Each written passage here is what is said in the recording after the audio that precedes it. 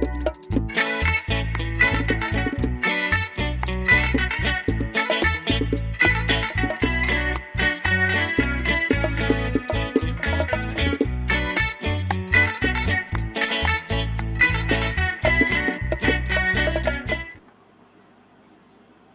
going on? What's going on? Welcome back to CKQ Podcast. I am your host, Clement. And before I should introduce the panel, let's do a little housekeeping. If you're just tuning in, please do me a favor and hit the like button and subscribe to the channel to get a little bit more of my content. I go live every Wednesday, 8:30 p.m. Eastern Time, just for everyone else around the world, Eastern Time. But now, let's introduce the panel. We've got our reoccurring guest, Mr. Black Wall Street.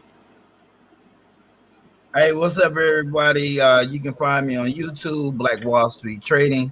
I do teach options trading for people who want to fire their boss. I actually did some live trading for a guy who's one of my students.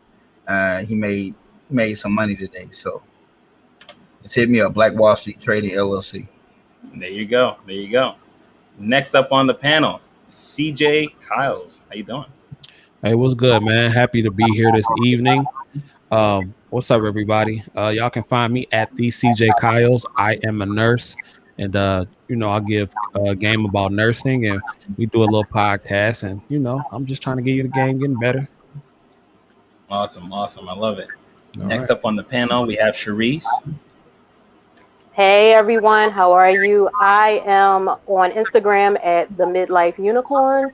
I speak on authenticity and finding your most authentic self and rediscovering who you are and breaking the constructs of social norms. Okay. And last up on the panel, we have Alex. Hi everyone. My name is Alex. I'm a host of my podcast called Everything is Anything. You can find me on Instagram at Everything is Anything Podcast. I basically just talk about the trials and tribulations that arise from intimate relationships, such as friendships, romantic relationships, yourself, and the things that young adults go through as well. Awesome. I have everyone's tags and links in the description below. So let's get going. On to the first questions. You guys all saw the questions. What did you guys think of the questions? Woo child. I like that. They were culturally biased. Too many big words for me, John. Come on, man. I thought the questions were dope. I thought they were something that really, it made me stop and think about, will this ever apply to me? Oh, okay. Well, let's get, I thought they were dope. There we go. All right. We will start with the first question. Did religion ever play a part in dating? And is it still relevant in this modern world? CJ, let's start with you. Well, I grew up in a Christian background. I come from a Christian background, rather. Did religion ever play a part in dating? Not really. I didn't want to date a devil worshiper or anything like that. But if her spirit was right, to me, that's all that mattered. I never really took religion into consideration. Now, I do understand that certain religious practices do clash. So if certain religions don't align, then it just can't work. But me personally, no, I never really took it into consideration. Okay. So it was never really a big thing that you thought about? No, not at all. Okay. We're going to get everyone's quick answer, then we're going to circle back around. Sharice, what do you think? Well, I was raised Catholic, or rather I went to Catholic school. The concept of religion never really vibed with me, even in Catholic school. So did it play a part personally? No. So honestly, that I couldn't even answer that if I wanted to. But no, it didn't really play a big part. So is it relevant in the modern world today? I want to say no. Mm-mm. Okay. This is good. I'm liking this. Alex. Okay, so I grew up non-denominational. So I grew up basically, my aunts, my uncles, grandparents, and my mom teaching me the goodness of God, and not necessarily having to not like the religion aspect of it, but just following God and his teachings. And so whenever I am looking for a partner, I do consider religion, because I don't know, it's a huge part of who I am and the route that I want to go in life. And I know whenever I marry someone, I want my household raised on believing in God. But if they don't, then that's completely fine. But I think that is important to stay true to your beliefs. And if someone else believes something differently, then that's okay. But I think I draw the line where you guys start to bash each other's beliefs, if that makes sense. I've talked to people who were like People do saying that? like, yeah, like a lot of people would say like blasphemous things about God. And, you know, everyone has different beliefs in who they believe in, and that's perfectly fine. But I draw the line out when you start disrespecting what the other person believes in, if that makes sense.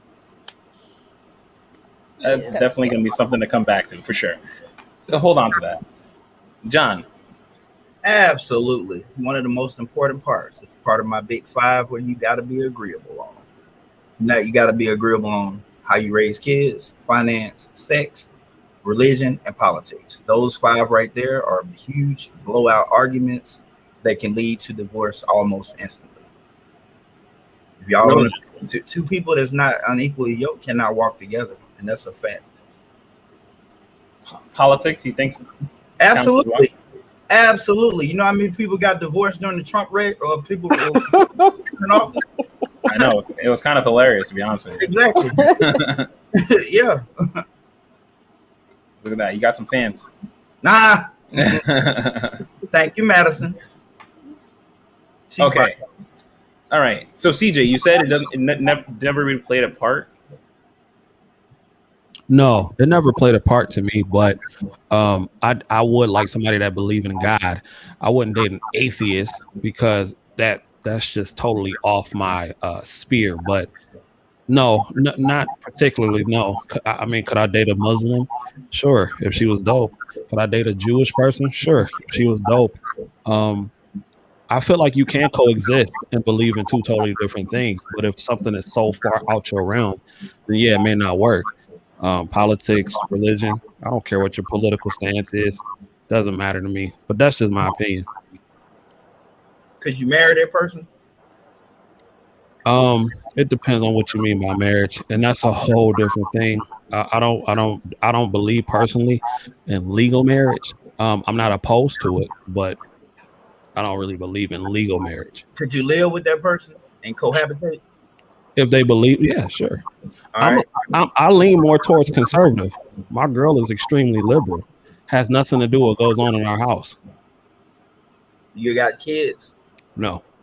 All right. So if you had a kid with this person who is a Jewish person, then what are you gonna raise your child as? I don't want kids. Yeah, but what if you can help them no choice? Okay, it happened. It's a lot of people. I met a woman yesterday with a baby. She didn't want one, but now she in love with it. So how would you raise your child? Okay. Well, I'll give into the hypothetical, but I'm very intentional. Let's just get that out the way. But if I had a child, I would just want them to believe in something. But I wouldn't care as long as they're not hurting people, killing somebody. That doesn't really make a difference to me. Wait, you don't want kids? No. Adamant on it. Very. I don't want kids either. Really? How old are you? I'm 21. Wow. I mean, that Okay. could change when I get older, but I don't really see Yeah. it changing. They're too much of a responsibility. And I say that like, I don't know. I just think my 30. future self would think that as well. About 30 years old. Yeah, that I don't changes. know. I started I at don't 20. know. I really don't. No kids. At 29, I got baby fever out the blue. It just came over me. And I'm a dude. No. It just came over me. I'm like, oh my God, I want a baby so bad. Really? Wow. I mean, No way. You could definitely be right. We'll check back in 10 No years. way. But as right now, I've Check been, back. I've Check back. been This really same consistent. same podcast, same link. Check back. 10 years.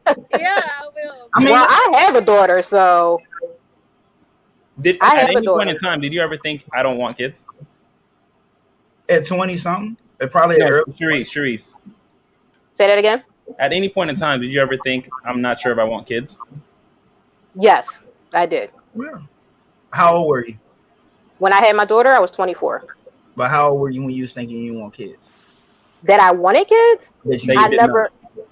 I wanted to live my life, so I didn't plan on having kids right away. That wasn't like at the forefront of my brain initially. Mm-hmm. But as life goes on and you do things that you do during your 20s, Mm-hmm. hello, child. That's what I'm saying. It's not uncommon for you to hear a young female around 19, 20, 21 say, I don't want kids. I don't want kids. And they adamant as hell. And then something changes. It just a switch changes. I'm like, I Yo, want to. people who don't want kids, women who really don't want kids, do not have them. It's over. Yeah. I think that's a small. I think that's a small About small 3% percentage. of entire women. Yeah. You'll make an adamant effort to not have children if you really don't want it. Yeah. So I agree with that. And they're out there. There's just a very, very, very small sample size. There are women out there. I haven't met them. I knew a woman that she said, like, you know, all through her 30s, like, oh, you know, I didn't want kids. Like through her 20s into her 30s, because she got married with a guy and they said, oh, we're not going to have kids. We don't want kids. So they eventually got divorced, and then he moved on with someone else and had a kid with that other person. And she was like heartbroken because she was like, you know, I actually thought about wanting kids, and I actually thought about actually having a kid between us. And this whole time she was chanting and screaming like, oh, I don't want kids, but she actually did in the end. And like, you can't turn back the clock, unfortunately, you know, like for guys, I mean, we're good. We're shooting. I don't like to say what like I won't do or what I will do in certain situations, because until that situation hits you, you don't know what you will do. Somebody can change. You can meet somebody and change your whole perspective about a lot of different things. That is true, but I think that you could when it comes to this, like, especially. I don't know. That's true, but I also think that you could like, I don't know, set like a path for yourself. I think you have to know For the yourself, though. future. Like you have to know yourself as a person. Like me, I'm a very selfish individual. You know what I'm saying? Exactly, which is I why don't want to said I share don't my want any. like. It's me and my girl. I want to be able to get up and travel and do whatever I want to do when I want to do it. I don't want to find a babysitter. I don't want to do with none of that. You know what I'm saying? So I'm good. And plus, the world, the way it's going, I'm straight. I'm all right. Okay. That's valid. I feel you on that, CJ. You said something then. I picked it up. I picked up what you were putting down just then. Okay. So we're gonna move on to the next question, and then we're gonna do a quick reaction video. All right. Okay. Okay. There's only single and married. We court for too long. What are your thoughts, Alex? So you're saying like there's like no in between, like the talking stage and stuff like that, or? Nah, it's too long of a talking. Yes, we I'm stay sorry, you cut out. in the talking phase too long. So there is only you're single or you're married.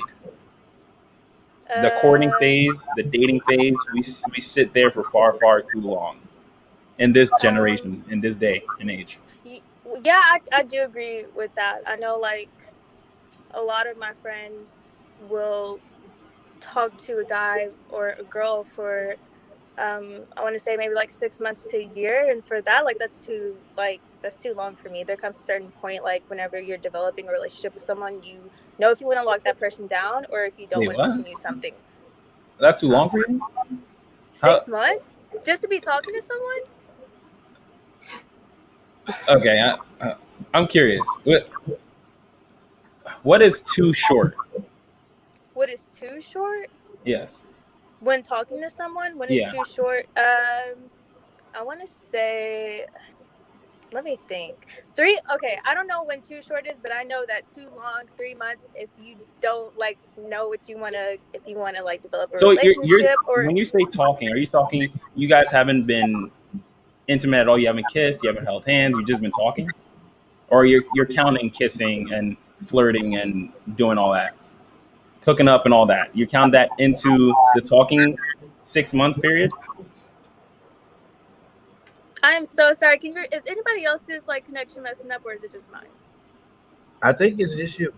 It might just be you. Okay, I'm so sorry. Can you repeat that one more time? I'm so all right, sorry. we're gonna move to someone else and we're gonna circle back to you, okay? Okay. All right. CJ, what do you think? Well, first of all, I don't, like I told y'all before, like legal marriage, I don't believe that you have to be legally married to be in a committed relationship with someone. I think you can make a commitment to. I don't think it's just you're married and you're single. I personally don't believe in that. People like look at Kurt Russell and Goldie Hawn. They've been together for 30 years, never been married. Can you tell them they're not together? So I just think it's what you subscribe to personally. But sometimes you can date somebody for too long without taking it to that next level and saying, hey, I want to make a commitment to you. So I don't think legally signing a marriage license is the only way to say that we're really, truly committed. Mm-hmm. Okay, Sharice? Okay. So I feel like if you initially set what you want in a relationship and you both agree on it, I don't think it matters. So if you agree, I want to just date right now, I'm not looking for anything serious, and you both agree on that and you're both on the same wavelength, then I feel like it doesn't matter how long it is. However, if you go into it being honest, like, look, I am looking for a partner, I am looking to grow, I'm looking for marriage or whatever the case may be, then, I would feel like it needs to be cut off at a certain point. Now, whether 6 months or 3 months is too long, I guess it just depends on the relationship itself. Now, from your daughter, from you and your friends around, whoever you know, do you think we actually do that? I have no idea because I don't really keep up with it. It's like, I think a lot of this generation is more about having fun than doing anything serious or taking anything serious. So to be honest, I don't even think this generation knows what love is. Hell, I'm 42 and I still don't know what the hell love is. So, John, what do you think? Yeah, I mean, you say you're either single or married. That's the way I looked at it. That's why I always looked at it. You're single or married. Yeah, you can date too long. I mean, I had phases in my life when I was absolutely wanted to be single. I was single, and I'm not into wasting my time.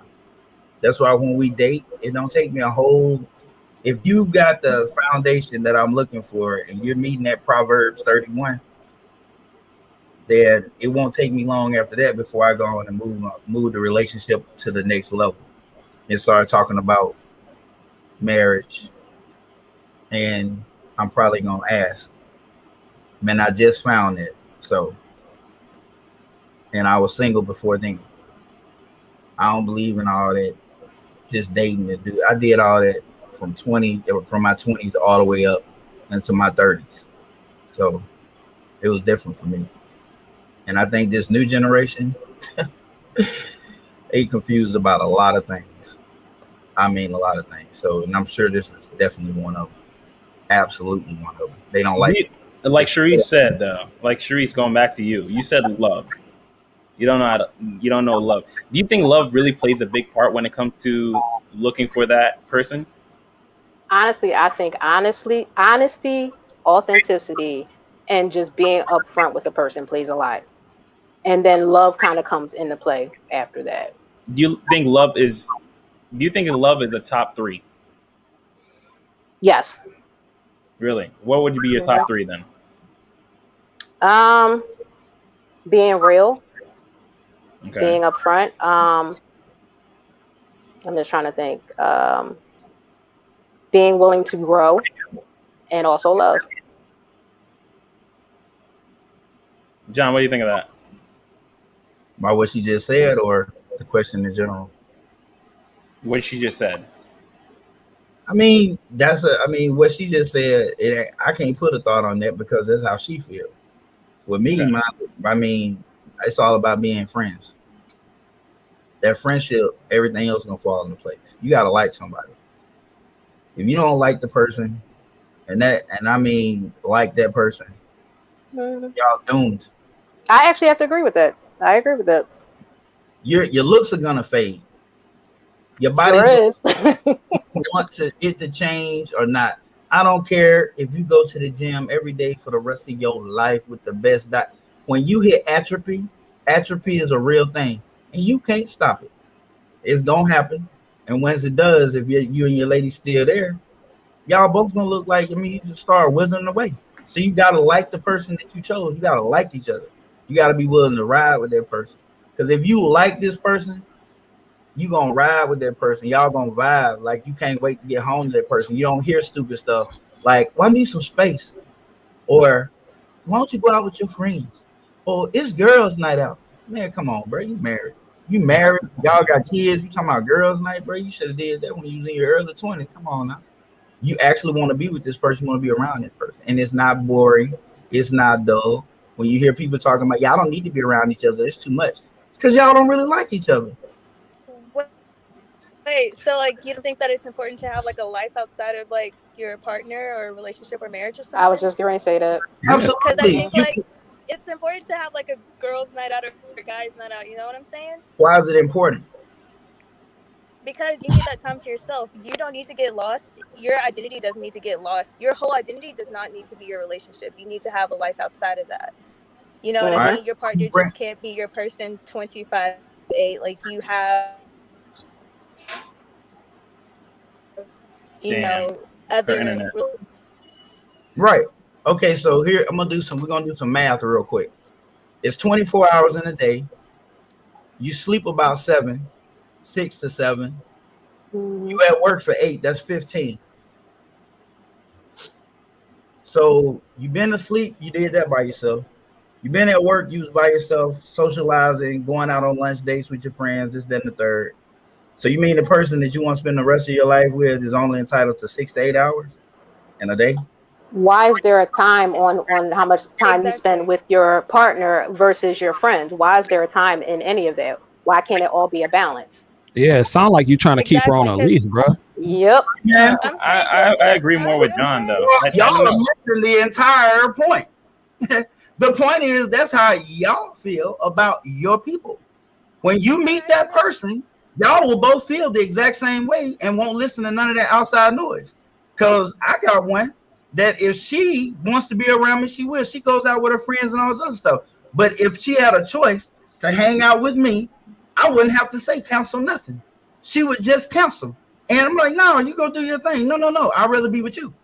You about to go, but you kind of contradicting your point though. Because you said that. Why do you need to do that originally? Now you're saying that, well, if she wants to, she can, but if she had to choose, you didn't say that at first. Listen, I'm gonna say it one more time. I'm even gonna slow it down. You have other people who think like this, that they feel like they have to go out with their friends. They have to. Like I've heard too many people say, you need to spend time and have your own life, blah, blah, blah. And they really believe that. So if they were to get with a dude who don't really like that, they're going to move away from that dude. If they was to get with a woman who don't like that, they would be too much for that person. But I'm saying if you like this person, y'all like each other, there's your friend right there. And that friend you would rather spend more time with. Like, period. Nobody likes a clean person. I don't like a clean person. I'm definitely not clean. Very insecure. I'm very secure in myself. But I met someone who I really enjoy being around. We like doing a lot of the same things. And I ain't got a problem with that. And if I said, well, I'm going to go shoot while you go do this, well, hold up. I'm going to go shoot with you. I want to hang out with you. Oh, no. I'd rather do that. But you don't want to have any type of personal time for yourself sometimes. I think we all need personal time to decompress for whatever the case may be, to have your own individual time. Had it. Got it. When I was at work, I had my own personal time. I could go out with lunch with whoever I wanted to. I don't have to come back home. Well, I work for myself anyway. But I'm saying, yeah, you if that's the way you feel, like, oh, I got to get away, I got to do all this other stuff. But when you meet someone and y'all truly like each other, how do you know you still going to feel that way? I guess is a better question. How do you know that you not being with them is like spending time with yourself because you just chilling? Y'all are chilling. The person don't get on your nerves at all. They give you headspace. They give you time to think. They know how to read your signals. If you look like you just need to stand up, they go do something different. You just said they gave you headspace. They give you time to think. That's me time. You taking that time out for yourself. But you're not necessarily left the house. They can still be in the house with you. What does it matter where you are? So you like, and I'm not saying that you're wrong. So So what you saying is that you don't want her to leave the house without you, period? I ain't said nothing about what I want. I'm telling you, when you meet somebody and y'all like each other that way, it's not going to be this conversation is never going to come up. It's just not going to come up. You see what I'm saying? The question is, well, I mean, the situation's not going to come up. You understand what I'm saying? No, but I mean, I can't say that you're wrong because that's how you feel. But I think personally, everybody needs their personal space. You know what I'm saying? Everybody needs time to go out the house, go to the gym. Fellas, you got to go ahead and do you. I'm not trying to be up that woman all the time. Yeah, I love her to death. I love my girl to death. But if she needs to go out and get her space with her girls, go get her nails done, feet done, and go do that. I need to go hang with my boys. Maybe I want to go have a drink with Clement every now and then or something like that. She don't need to be there. We have to be two individual people coming together, not, just underneath and be linked up 24/7. You won't have any breathing room. You're gonna have a chokehold. I am not talking about that. I am not talking about that. Every example you guys just gave, it is in your mind how you define this, what I'm talking about. You literally just said that, well, you're going to shoot that move. Why I can't come with you? That's what you just said. I just said, I'm going to go shoot while you go with your girls. And if she says, well, I would rather go shoot. You didn't say that. You can come. That's exactly what I said. You did not say that. Okay, what did I say then? You said, why can't I shoot with you? That's what you said. And that's why we were like, what? That's what this whole thing is about. Is her not being able to do what she want to do. You literally just said, why can't I shoot with you? Okay, I didn't hear that. Maybe that's what, I didn't say that, but maybe that's what you heard. I don't know. That's definitely what you can rewind it. You definitely said it. Okay. Well, this on YouTube forever. So, I got a question for you, CJ. So, if your girl wanted to go out with her single friends to the club, how do you feel about that? You just threw a caveat in there. You said single friends. Correct. I do believe it is important to have people that align together on the same wavelength. My girl don't have any single friends. All her friends are in relationships. So I do believe in the idea of birds of a feather flock together. I'm not going to go out with a whole bunch of single dudes every single week because I know what that leads to. If I'm really trying to be a faithful type of individual, I'm going to do things that promote positivity in my relationship. Now, if she want to go out with her girls that's married or in relationships, I got no problem with that. But single girls do single girl things. It's the difference to me. Ladies, what do you think of that? Sharice? I'm torn between that one because I feel like you have peer pressure, and even as adults, we have peer pressure. So that's number one. At the same time, you're an adult. You should know better to do certain things, whether you're going out with a single friends or friends that have a relationship. I feel like as an adult, you're making a choice to do whatever that the singles are doing. If you're just going out to have fun with your friends, you should know not to do certain things if you're in a relationship.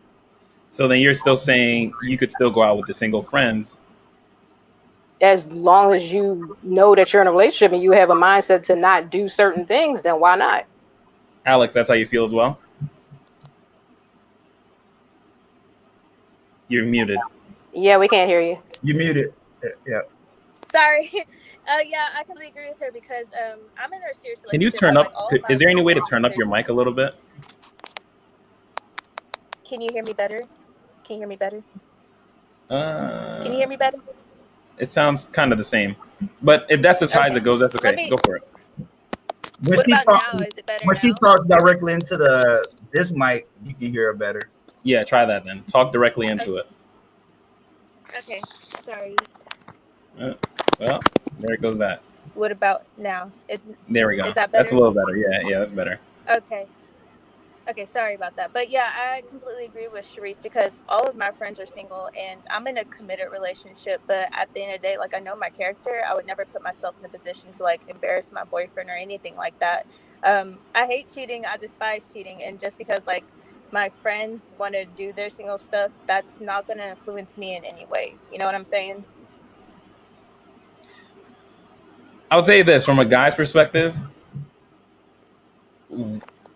Yes, we could trust our girl as much as we want, but we don't trust other men. So not even letting, but knowing that our girl is going out to the club with other single women want to do single women things. Yes, we trust our girlfriend, our wife, but single women will always want to do single woman things. Now, you can be in the club, someone can still spike your drink, you could have a little too much to drink. There's just too much room for error that now, as a guy, you're trying to mitigate. That's why I'm pretty sure all the guys on the panel were kind of like, if she's going to the club with single friends, that's a little more uncomfortable, to be honest with you.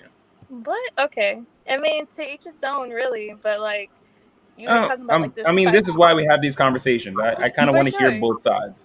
Yeah, no, you're right. Another thing, like respectfully, she's 21. At my age, I wouldn't want a woman that's going to the club at 30 or like even in her like mid to late 20s. That's not appealing to me. Going to clubs is nothing in the club but the streets.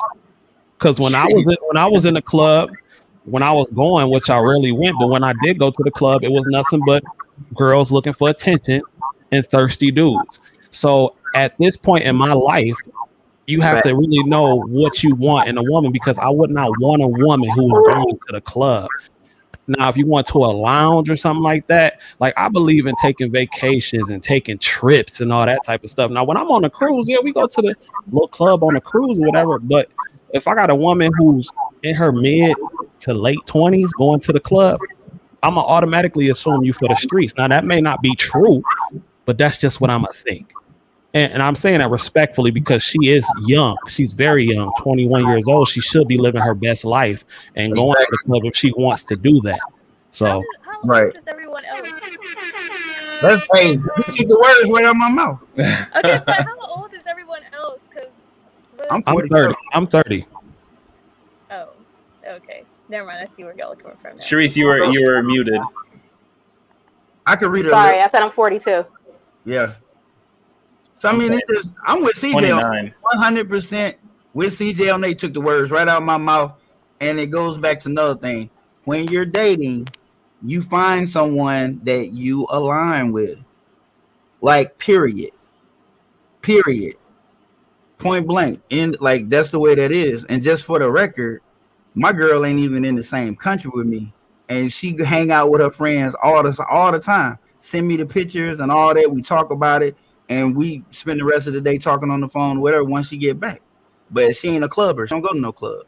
Her girlfriend had a birthday party last week. They went to the club. She came back to the house and called me up while they was at the club. I mean, that's the way that works. I just want to add a point with that single friends going out. To me personally, it's not a big deal. I just wouldn't prefer it. I won't prefer a woman to do that. And I think a lot of women too, they don't value the guy, because if they're so willing to let if you really truly got a man that's worth something, that looks good, that has a lot of paper, women know women. And if you really want that dude going out every single week, you sending him out there to the sharks.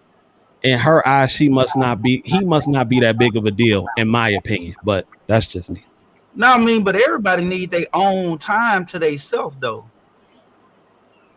You know, everybody got to have that time where they just collect their thoughts, and however they do that, maybe dude like to collect his thoughts out in the streets, and she like him out in the streets because she want to collect her thoughts. So I'm starting to see how all this is coming back full circle. Like I said, if y'all like being with each other, you see two dudes together stuck all the time. Neither one of them gay, but you see this dude with his friends more than you see him with his woman. Because he don't like his woman. He don't like her. It ain't that much time to yourself in the world. He just don't like her. I know dudes that sit in the car don't even want to go in the house. I used to be one of them. Did not want to go in the house because she got on my nerves. And the relationship was toxic. I was toxic for her, and she was toxic for me. It was so bad, people didn't even invite us to parties no more. And if we was going to come, they wouldn't come. Well, ladies, you can't control a man, but let your high value man or Henry go out every weekend with his single boys if you want to and see what's going to happen. So, I mean, you can't control them, but if it's a once in a while thing, and I think on both parties, I feel like that's fine. But if it's a weekly thing, then my eyebrows are raised, and it's like, okay, why do And you they feel like should you be. need to go to the club on a weekly basis? What is this about? Especially if it's all of a sudden. Right. Change in behavior. 1 minute, and everybody blames it on, well, you know, we need our space, we need to do this, blah, blah, blah, blah, blah. But you don't like the person, bro. You're trying to see what's that. If a man, this is keep it real, fellas, and y'all know I'm not lying. If a dude telling you, oh, I just need to get out the house and I just need to do this, I need to be to myself, okay. Because he needs to hunt. That's it. Most men need to hunt. I don't want to hear nothing about nobody chiming in with these anomalies. Talking about some my cousin do that and he don't do nothing. He ain't never cheated in his life. He didn't have sex till he was 40 years old. I don't want to hear nothing like that, man. Most dudes You know what? say that I want to piggyback off of what you said about. I want to piggyback off of what you said about knowing each other and knowing who you're with and being friends with. Once you know a person and they switch up, you're going to see, like, okay, like you said, okay, what do you need to go to the club for? What do you need to do this for? If you came into the relationship and they were already a club person, that's something different because you already knew what they were and about. you shouldn't even ask no questions when Saturday night come around. You know where they're going. But if they never go to the club, never, y'all dated for 2 or 3 years, now all of a sudden the club is a priority because that's where you meet his side chick. Well, but okay. Well, you talk in the club aspect, maybe, but I don't necessarily see it changing as a bad thing because you could be a guy that's in a relationship for 5 years, be a fat slob all your life, and then one day something goes off, and you going to the gym 7 times a week, and then you starting to work 60 hours a week because you want to get to the bag. That don't mean he's hunting. That means he's trying to be the best version of himself. So, I mean, I think there's probably a conversation. If you're with someone that you actually care about, then there's probably a conversation that was leading up to that sudden change. But if you're with someone you don't care about, it'll look like a sudden change. Right. I mean, with that example you used, though, if you're a fat slob, she can see you're a fat slob. And when you went to the gym, she probably was jumping up and down when you left. She ain't saying nothing about that. She don't care because she know what you do. The women just in the gym that work out, you ain't got nothing in common with them and they ain't paying you no attention. So she ain't jealous. And you working 60 hours, you get in the bag. So if I'm your girl, I'm happy as hell. He gone to the gym and he making more money. fair enough. Oh, my Lord. You want some grapes, boo? Ooh, we got Alex in deep thought over there, right? These are. I had some blueberries and yogurt earlier, but I'm starting to learn this. I learn to love to eat this fresh vegetables and fresh fruits. Alex, what are you thinking? You're in deep thought over there. No, I was just thinking about, going to the club like every weekend and stuff like that. Like that could be seen as something that, obviously isn't good and is a red flag. I was just thinking about that, just soaking it in because, coming from someone who, is that what I do? Yeah, I analyze and take it all in. And no, I really do think that it's important to listen to other people's opinions, especially when you guys have, more experience, if that makes sense. But just coming from my perspective, I don't go to like the club every weekend, but I do know whenever I go with my friends and they're all single, I'm checking in with my boyfriend and stuff like that, just not putting myself in a position to embarrass him or anything like that, just staying true to my character. How old is your boyfriend, if you don't mind me asking? He's 24. Oh, so he's still, he's in his mid-20s too. Oh, okay. Yeah, but he's not the type he doesn't go out clubbing. Like, that's not him. He works like 40, 50 hours a week, so. Most guys, going out isn't fun for guys. I'll tell you right now, going out is fun for girls, not for guys. It is when you're single. It ain't when you're not. Going out for guys still means you're spending a lot more money. Well, yeah. Yeah. And especially at a young age when you barely have money. That part, yeah. I definitely agree with that. Yeah, when you're young and you broke. Yeah, you're broke. You barely have, he's 24. He barely has any time in workforce yet. Mm-hmm. So he hasn't built that career yet where he's making decent amount of money to go out and actually have a lavish time. You know what I mean? Mm-hmm. Well, my advice to you, Alex, if I can, give you something. If you got a man who has a lot of potential, you're young, you seem like you're in shape and everything like that, I think you should nurture that guy. If he is thorough enough, I think you should nurture him, and I think you should really be careful because These women, you so young, but these women are ruthless. You don't know how many, like it's survival of the fittest out here. You don't know I'm how already many knowing. you don't know It's how many bad. Yeah. offers I get to get a second girlfriend in the house. Knowing I'm in a relationship, I get it all the time from people at work. You know what I'm saying? So it's just like, be careful. You know what I'm saying? That's all I'm saying. Be careful, because while you in the club, they be watching. I mean, That's you all I'm see, saying. I like where you're he's going you're with that. right. But like I like where he's going with that.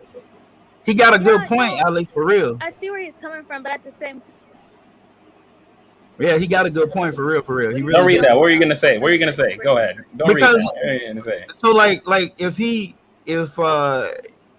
know, you gotta really look at your dude.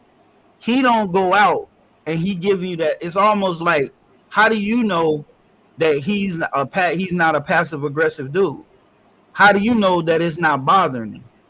Like, how do you know he's I not mean sitting he's there not though, because judging? he's very straightforward. Okay, Nah. okay. Listen, I will say this though. Like, But when they my put thing mental is notes my thing in, is though dudes sit back and we make mental notes. Is out as straightforward as I am. If I tell you something, I was talking to Clement about this earlier. If somebody mentions something more than twice, you need to put some validation on that.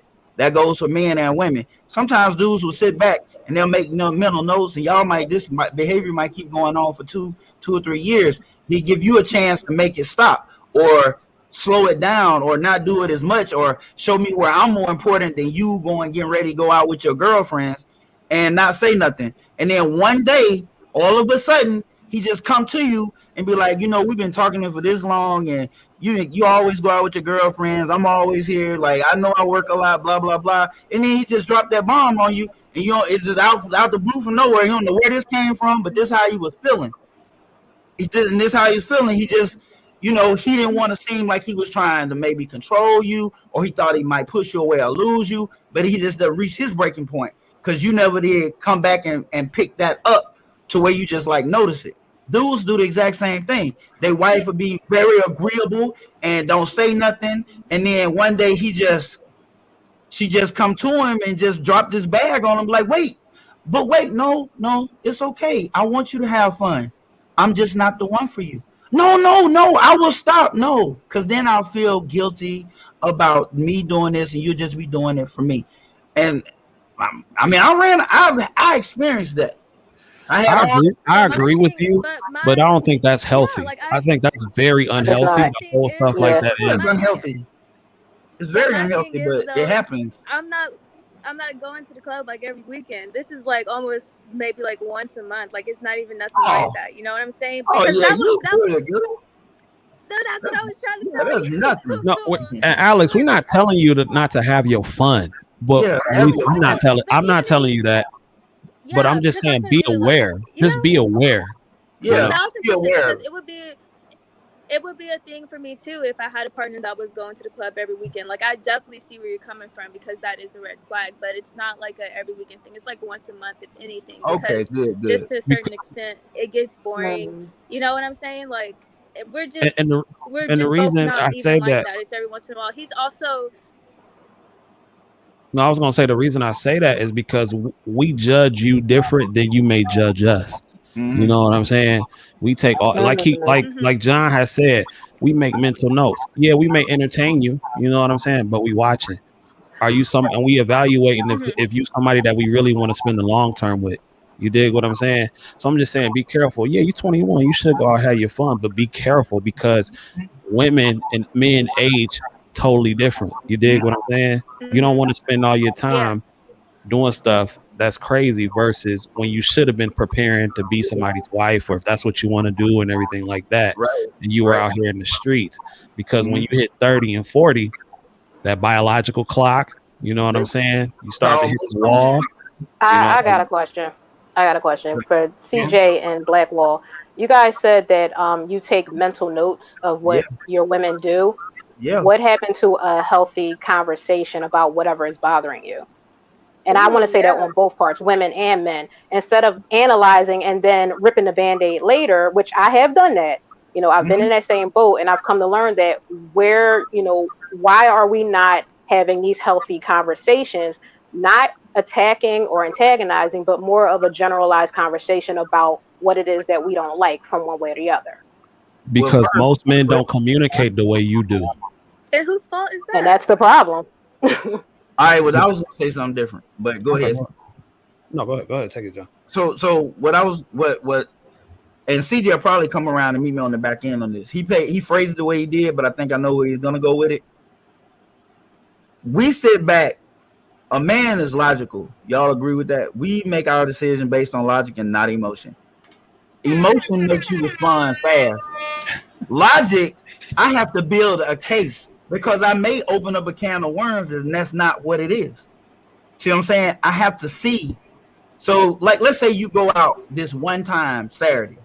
I'm not finna come to you and be like, hey, I'm kind of concerned. She just did it one time. How the hell is that a concern?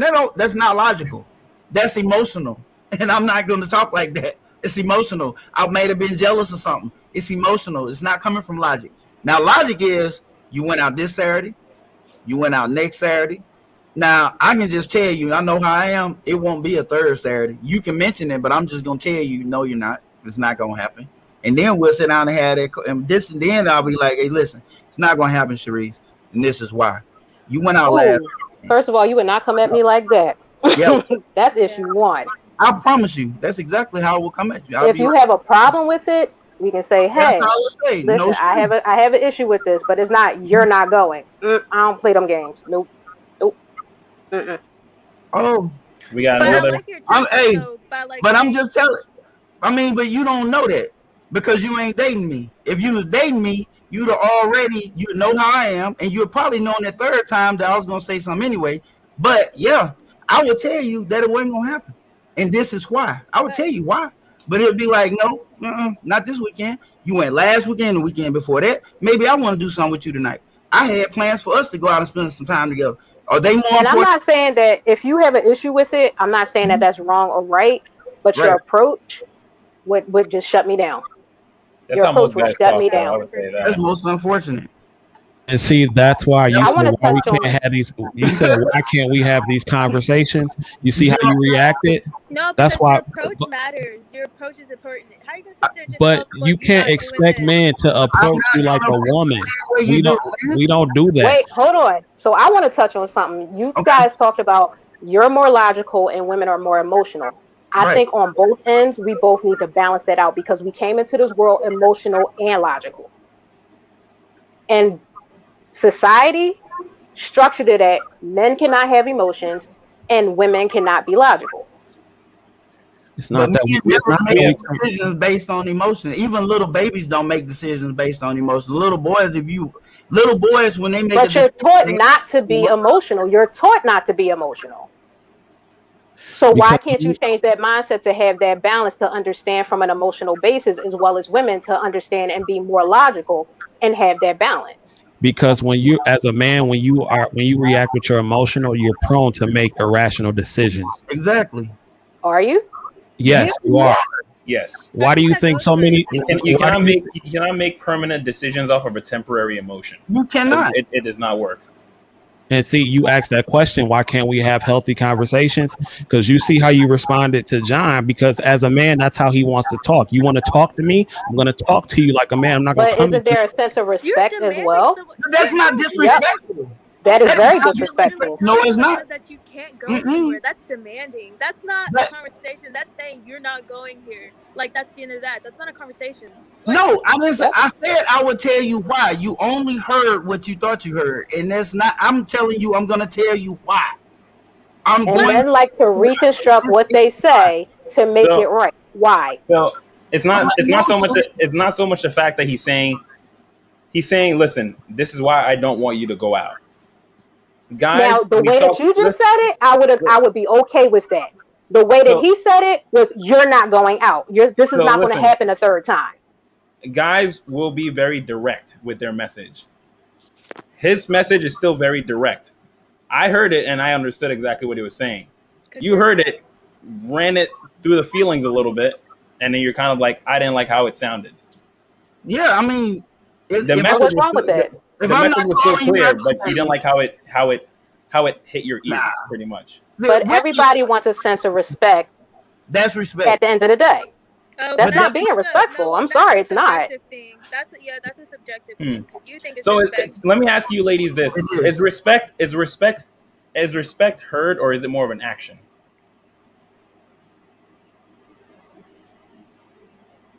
I want to say both. Yeah. What do you guys think? I think it's both. I think it's both. Words are words. I think your actions mean more. But your actions do speak louder than your words. Don't play agree, with but like if you. But see, and that's the thing. Don't play with me. I don't, cause I have options, and that's the thing. When a woman first of all, if she knows she can get over on you, She then will. she'll do all that kind of stuff, all that going out every weekend and everything like that. If she sees you as low in her eyes, then she'll do that. But if Exactly. she knows you're valuable out here and other women want you and everything like that, she won't. She's less likely to do so. So all that. Oh, no, you don't, because some of them conversations don't even need to be had. Like she would just know. Don't play with me. I'm not gonna play with him. Women play with the people who they know they can play with, and Exactly. that's just what it is. Men do as well. And they I call. think that's just human nature. If you know you can get over on somebody, they're just going to do it. I don't think it's a man or woman thing. I Exactly. think if you just So, generally like- know that you can get over, you're going to get over. So how would you want me to approach that right there? Like, honey, wait. Well, listen, I want you to hear me out. I would like it if you did not. No, man, I wouldn't even respect a man who talked like that. I would be worried that if he had to take up for me, then he was not capable. He'd be the dude who'd be like, hey, listen, I don't know what happened between you two, and I don't know why you hit her, but we're gonna call the police. And no, you be direct, because I gave you an opportunity to. You should know me. If we together, you should know me, and you should know how I am about how I feel about certain things, because I'm an open book, and we would have already had the conversation. So you Well, went. then your woman, if she already knows you, she probably wouldn't have went out in the club in the first place. No, I That's went. true. Went to I the think club. that's piggybacking So, off I of what went to CJ was the saying. club, but when it started being bam, bam, bam, bam, nah. That's why I said it's so important to know. That's- Yeah. That's So the what bigger CJ question was, is, CJ was saying is essentially that if your woman knows you, then she's not going to do something that she knows that you will not like. And some women will test you. Will They test. gonna see, Yeah, that's true. right.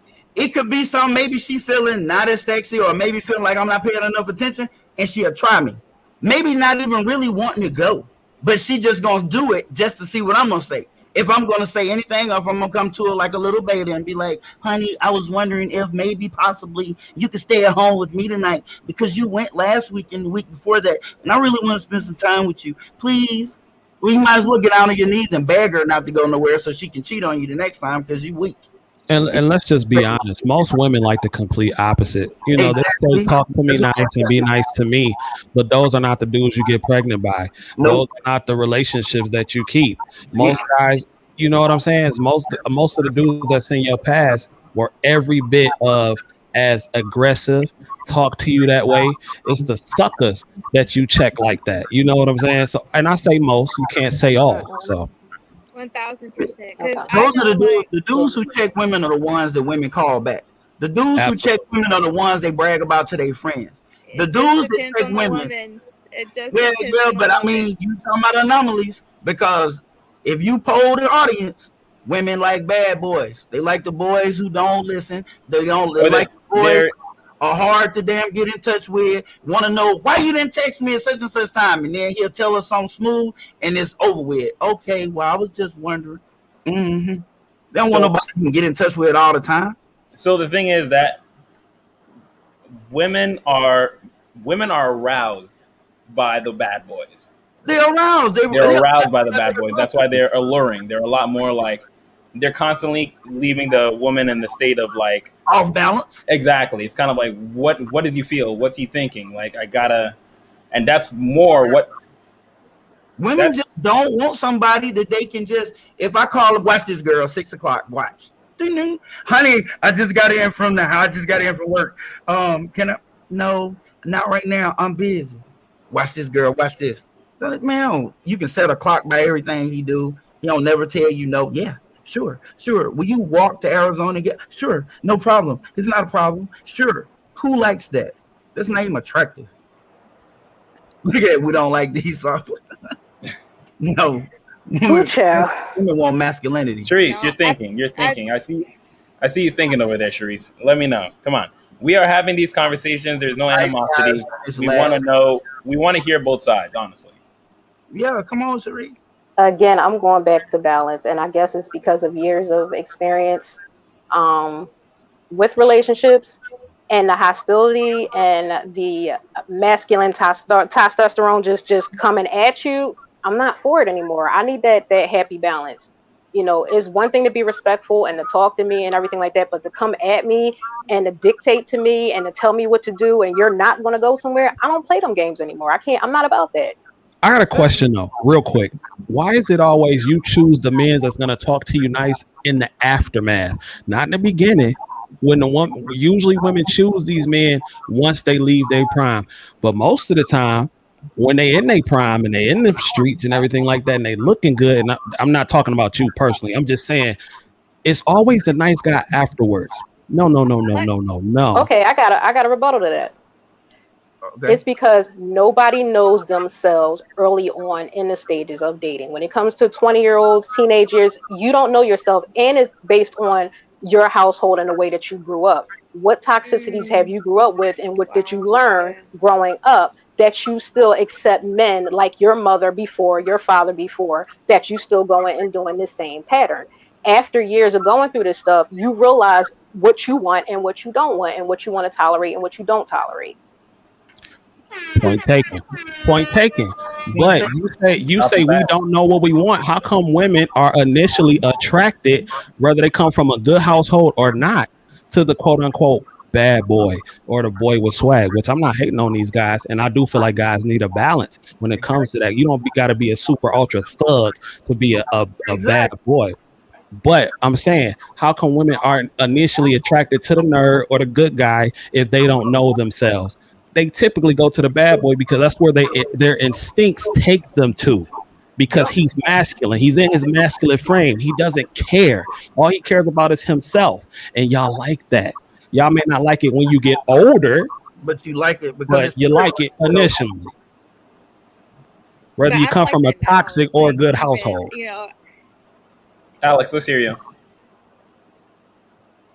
Alex? I agree with Sharice, like, you know, what household you grown up in, I do think that has a huge impact. Like, my parents have been married longer than I've been alive, so I know already, like, what stability and what foundation I want to have in my relationships. But also, like, I've dealt with a guy who won't text me back or will ghost me and stuff like that and come back randomly and stuff like that. I've dealt with that, but I don't like the way that feels. You know, I don't like feeling like I'm less than or anything like that. So I agree that, like, trying to find a balance, that's what I aim for. You know, I don't want anyone that I can get over on because that's unattractive to me, but I also want someone that could talk to me in a respectful way, but also whenever it's time to be masculine, let out that masculine side. Like, if I'm doing too much or something like that, you know, like, hold me down or something like that. But I don't need anyone, you know, ghosting me or disrespect me or anything like that. Like, that's just not something that I look for. And, you know, that I know that I'm young, but it's just after I experienced it that one time and how it made me feel, that's not something that I continue to go for and aim for. That's just not what I want.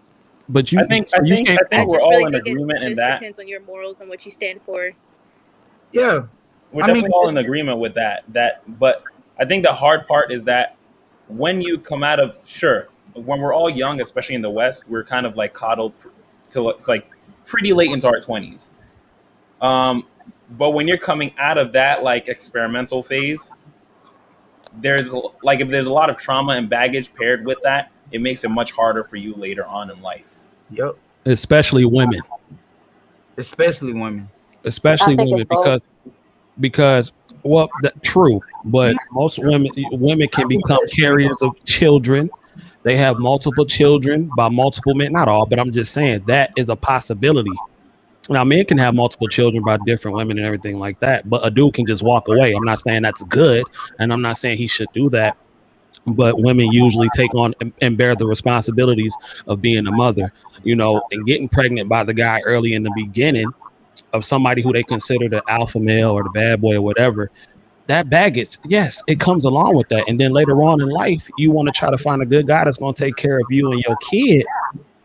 And the good guy's like, I'm good. Or you want this, man who makes decent money or just a nice, respectable guy. And they're like, nah, we ain't doing that over here. We ain't got to do that. Because as a man gets older, his stock rises. So hit the like button, people. Come on. Help me out here. Help a brother out. All right. Oh. Okay. Hey, put that comment up. This is a good conversation. Comment up. Men be broken out here trying to appear whole. And that goes back to knowing yourself and healing whatever traumas you have from growing up. And I feel like that's men as well as women. We all got to hold ourselves accountable for what we've learned to become better people. A lot of times what you learned, though, came from your last relationship. That's what I learned. A lot of things you learn is when you're with your parents or whoever raised you. Well, yeah, that's where your personality and all the other stuff come from and what you believe. And your traumas. It could be your traumas, too. I agree with both of y'all on that point. Yeah, and also how you view relationships. Yeah. Very true. Okay, I'm glad you said that, Alex, because you said you did deal with guys who ghost you in the past, right? But your parents. One. He did that. That happened to me okay, one time, and I swore that's that fine. I'd never do that again. And that's fine. And you came from a pretty good background, right? Your parents were married. Mm-hmm. Yeah, they're still married. So why did you initially deal with that if you came from that good household in that married household? Because that's what she was attracted to. So, no, it's because the dude that I was talking to in the beginning, he didn't show those signs, or maybe he did and I was just blind to them. But what I got was a different version from what he turned out to be in the end, if that makes sense. And then after the representative. I saw those qualities that were really him, the whole I got you. I yeah, got you. so whenever I the had representative that I really didn't like, and the whole ghosting and stuff like that. Sharice, you gotta love her. After that, I was like, I'm good, I'm straight. They like-minded. Okay, fair enough. Awesome. I'm loving this discussion. Though. Yeah, listen, this is good. This is what I want. I want all of us to come on here, have an open discussion. No animosity, no hate, just throwing different ideas back and forth. Even personal life experiences, because we can all just grow from it. Mm-hmm. So moving on to the next question. I'm hoping you guys organized all of this. If you wrote it down somewhere, or maybe not. I know what question this is. You know what it is. All right, awesome, cool. So, organize from most important to least important traits in a partner: sex, respect, values, lifestyle, and awareness. Who haven't I started with yet? Who am I going to pick on now? CJ. Let's go with you. CJ sitting back. You're muted, buddy. My fault. I got you. Let's go. All right. Well, that's cool. Well, first off, I would say lifestyle. To me, that's the most important. Okay. Because how you live your life is crucial to how we're going to align or not. Second, I would say is value. Well, I would say respect. I would say respect, because respect is you have to respect me and I have to respect you. And I put lifestyle over respect because I need to see your lifestyle first before I even take that next step with you. So I said lifestyle, respect. Then Calm down, John. Let him finish. Right? John. Look, I'm surprised me and CJ actually align more than what I thought. Then I would say awareness, because I need you to be aware of the things that's going on out here in the world. I need you to be aware of you as a person, and I need you to be aware of the situations that we are currently in. And then I would say sex, because sex, that comes and goes. Something can happen. You can get into an accident and your penis could never get hard again. You could be, I mean, I'm just saying, like, that's a dark day, my friend. That's a dark day. I'm just saying, or like some women, sex is extremely painful for them. You know what I'm saying? You can teach sex. You can, I mean, you know what I'm saying? So that's not, that's not. I mean, it's important, but it's the last when it comes to this list. So. John bust out on a cigarette on that one. Yeah. Man, his list is exactly. I mean, it's exact order. Uh, Same reasons. I think some ladies are gonna be very surprised with the answers from the guys. But that's because I'm older now. You know what I'm saying? If you would have asked the 18-year-old CJ, I don't care about your values. I'm trying to beat them walls down. But now you talking Bust to the it down. 30-year-old. Yeah, you talking to the 30-year-old CJ. So I mean, it's different. Caring about that. That's like the last on the list. Alex, what's your list looking like? So first, Alex I'd is all say tricked by this conversation, by the way. Look at lifestyle. her. No, okay. So first, I say lifestyle because actually, no, I take that back. I say values. I don't know, just values and ethics are really important to me, and I feel like it's important that those align. Then I'm gonna go lifestyle, respect, awareness, and sex would go last for me because it's just not that important to me. Especially if I'm trying to follow Christ and stuff like that, then definitely goes last. Oh, for me. we got to say But, the politically correct answer. Gotcha. No, I'm being like so. Nah, that's serious. how It's she a thing feels. that it's just I don't know. It's a thing that conflicts. No, I'm being for real. Yep. Just life experiences. It's I the best believe thing for me. I heard John, let's hear you. Let's hear your list. you heard it. CJ gave it to you already. Let's hear a repeat then. Okay. Most important thing to me is your lifestyle. If your lifestyle ain't how I need it to be, I don't want nothing to do with you. So I'm not even gonna date you. It's a mute point because I'm not trying to change nobody. I like for us to just kind of coagulate. I'm not gonna adjust to you. I don't want you to go out here and start changing up to be with me. It's gonna naturally occur. So lifestyle. Next is respect. Respect is very big up on my list. I'm gonna give it to you. You give it back to me. That's how we rock. And the third one on the list is probably gonna be awareness. Yeah, it'll be awareness because I need you to not need me all the time. Like I'm gonna need you to watch my back because I'm a very I'm really outgoing. So I typically like women who we can engage in conversation, but typically they like to watch and listen and see what's going on while I'm running my mouth somewhere. Because I was a salesman for a while, so I talked to a lot of different people. I meet everybody. So I need her to be aware as well, like where I can give me something that I can empower also. And then last is sex. And I'm 47 years old. Sex I like sex, don't get me wrong, but it's not that important. Like you can, if she's doing something that, if she's not doing something that I like, or if I'm not doing something she likes, then we can talk about that. We can work it out.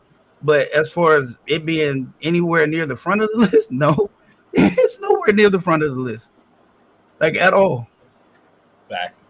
Sharice. I'm going to say sex because I'm backed up right now. No, I'm kidding. I'm kidding. No, you're not. Well, catch me after the fact, but no. I'm going to say initially, I'm going to say awareness. I feel like you need to be aware of yourself, aware of your surroundings, aware of your convictions, and know yourself fully before going into any relationship. Respect and values, I was kind of torn between the two, to be honest. So that's kind of on the same level for me. I feel like we should respect each other and, have decent conversations, have balanced conversations, and understand each other from one point or the other without being dictators or being condescending or whatever. Would you consider that into values? Is that the same as values to you? Yeah. Okay. Then it would be lifestyle for me, and then sex. Okay, so sex is pretty much the bottom of everyone's list. Man, I was curious. I was curious on who was going to put it at like the top of the thought process. Yeah. Okay. Lifestyle is really at the top of the list, huh? Yeah. Why? How you live? I would have thought respect. Because Because we ain't gonna get to respect if I don't like your lifestyle. For me, we're never gonna get there. I see if I don't like you, it don't nothing else matter. Like if I don't like your lifestyle, nothing matters.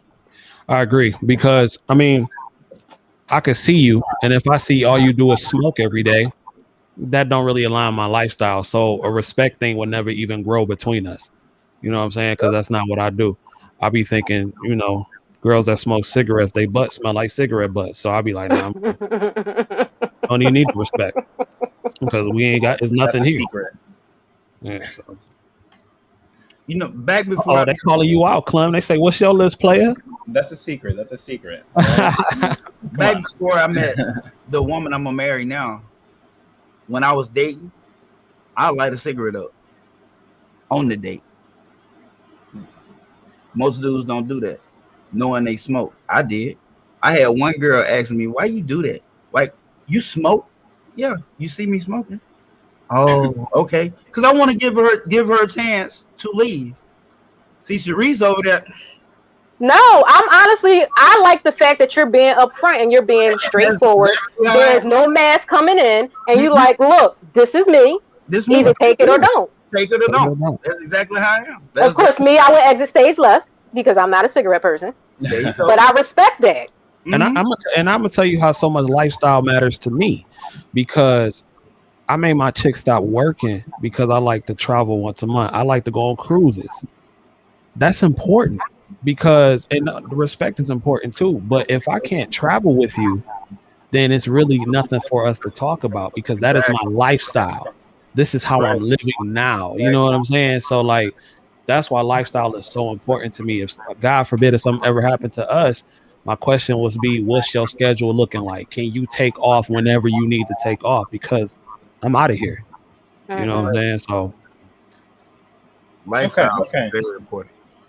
That's interesting. Oh, Sharice just stepped away. She already exited stage left. Because that cigarette. No, I'm back. I have a daughter that likes to bug me sometimes. Ah, okay. Well, listen. All right. So, if you guys were going to do a quick reaction video, I have a video that I want all of us to watch before the next question. Okay.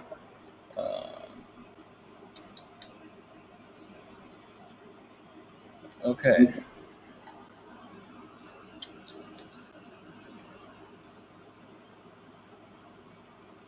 Fair use, fair use. Well, and I think what happens is many times people read these surveys in Cosmo, in different magazines, Women's Health, and the thing is, I'm one of the experts that they call to weigh in on this, so I know what they're saying. People fill out forms, you know, have you done this? Have you done this? Men will talk more about cheating. Women usually keep it to themselves. It's more taboo. But in my private practice and among other therapists, we know that as many women, perhaps more, who knows the exact number of men or women who cheat, but they cheat. It's a human thing. It's a choice people make. Women have more to lose when they choose that. When men choose to cheat, they usually still love their wife very much, 56% of the time. When women cheat, that is not true. They are usually checked out of their marriage. And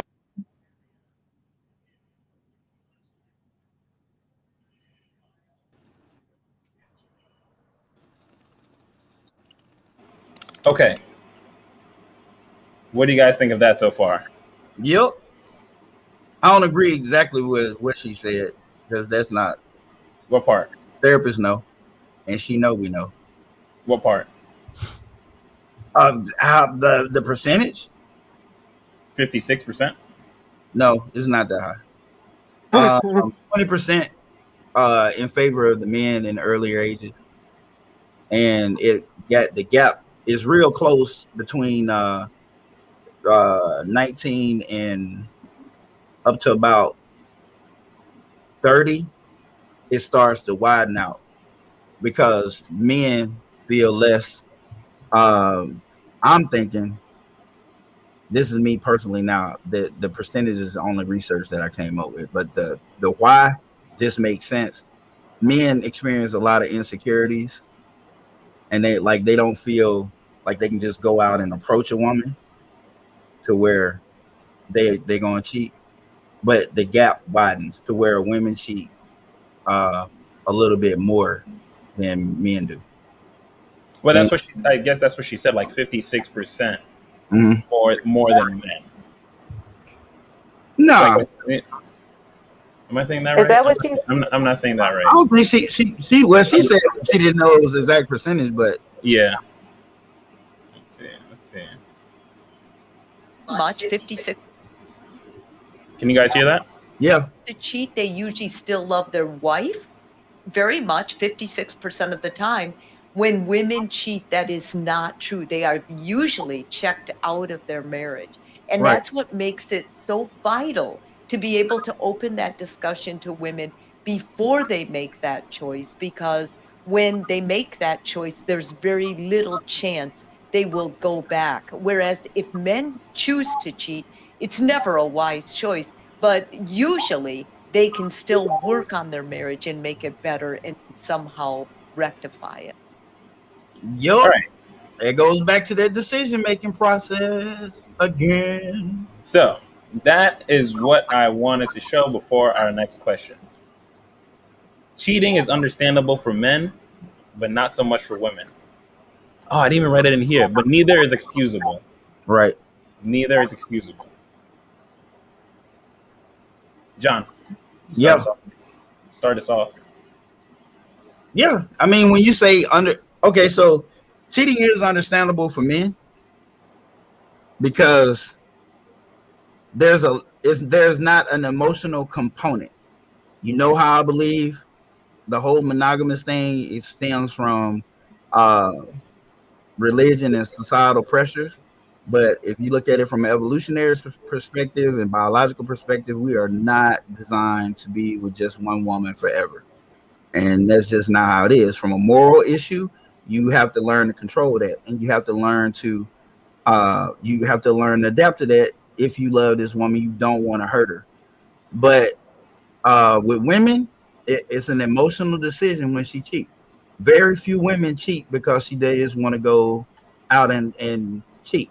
They just like there's no emotional connection between this strange person. And some of them have fears like what you might do to them, all kinds of things. But men, we could cheat with Tina and tell Tina very clear, if you see me with my wife, don't speak to me, don't talk to me, don't do nothing. And she will know that you married. I mean it. Because if you say something crazy, I'm gonna hit you right in the mouth. And he means that too. So like there's no emotional connection there at all. It was just sex.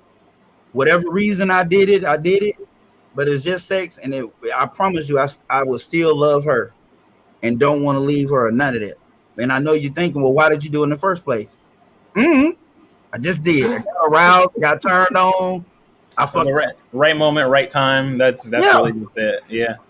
Yeah. CJ. Oh, actually, you know what? Give me 1 second. Okay. One second. If you're just coming in, this is a CKQ podcast show. I'm your host, Clement. And right now, the question we're talking is cheating is understandable for men, but not so much for women. Neither is excusable. I'm posting the link in the chat room. You are more than welcome to call in if you have any questions, comments, concerns, disagreements, but you only get one call per show. Use it wisely. Okay, CJ, back to you. Okay. I think this cheating thing is layered, right?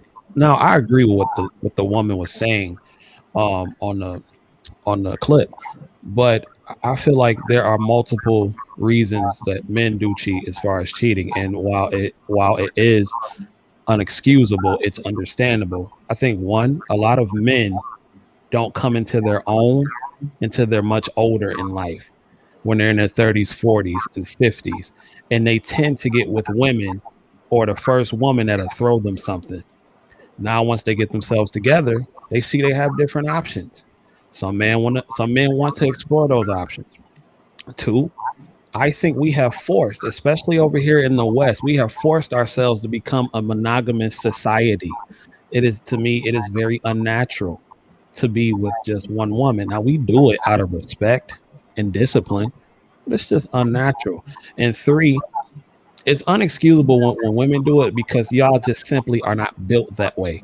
Men can go out and have sex with 15 different women in the same day. All you do is throw on a condom. If you do the same thing, your pH balance is off. You get all kinds of things going on with you. Bacterial vaginitis. Right. So we're simply not built the same. Now, should you do it? I'm not the moral police. That's not my concern.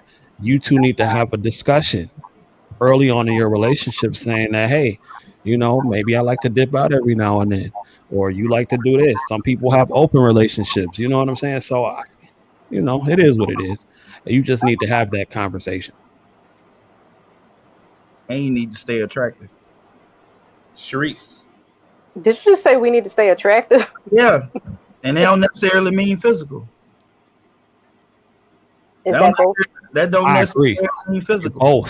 Both. But that's a whole fact. That's a whole fact. Because if I'm gonna put this work in and try to get to the best shape that I can be in, I expect the woman to do the same thing. And that's another thing too. A lot of women feel like, well, you should just accept me as me. No, it's not good enough. I'm gonna explain myself. You can have been this nice, you could have been nice or whatever, whatnot. But if you start being bitter, mean, I'm gonna come and talk to you. Like, what changed? But is it something I can do? Can we work on this? Because this right here is you really pushing me away. Now you start cold shouldering me. You start not giving it. You start preaching to me, talking about this. Is that all you think about? Is this girl? It's been 6 months. You ain't gonna give me nothing. Like, I'm trying my best to be the man that you married, but I got needs. Or do we need to go talk to somebody? What's wrong? Are you depressed? What's going on with you?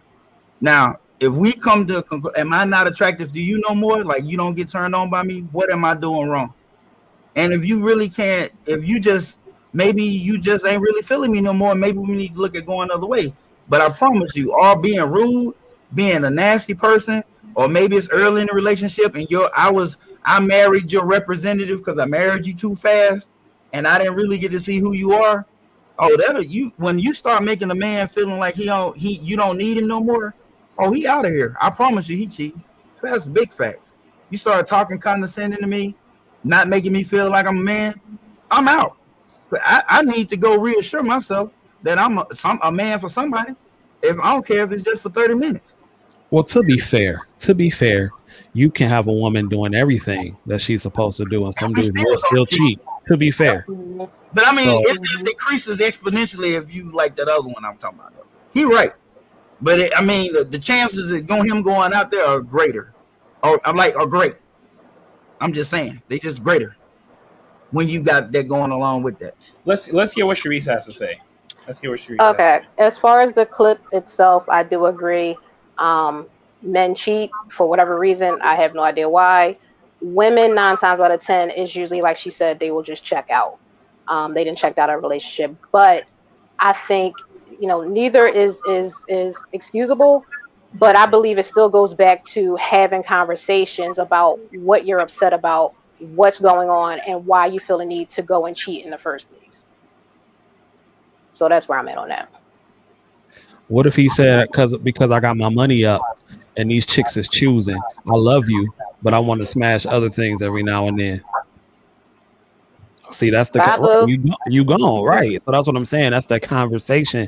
It's not always a conversation that can be had, because a lot of women say they want honesty, but if he's honest with you, a lot of women can't handle that, which a lot of men do cheat. It's easier to just simply lie to you than to deal with all the stuff that'll come with that.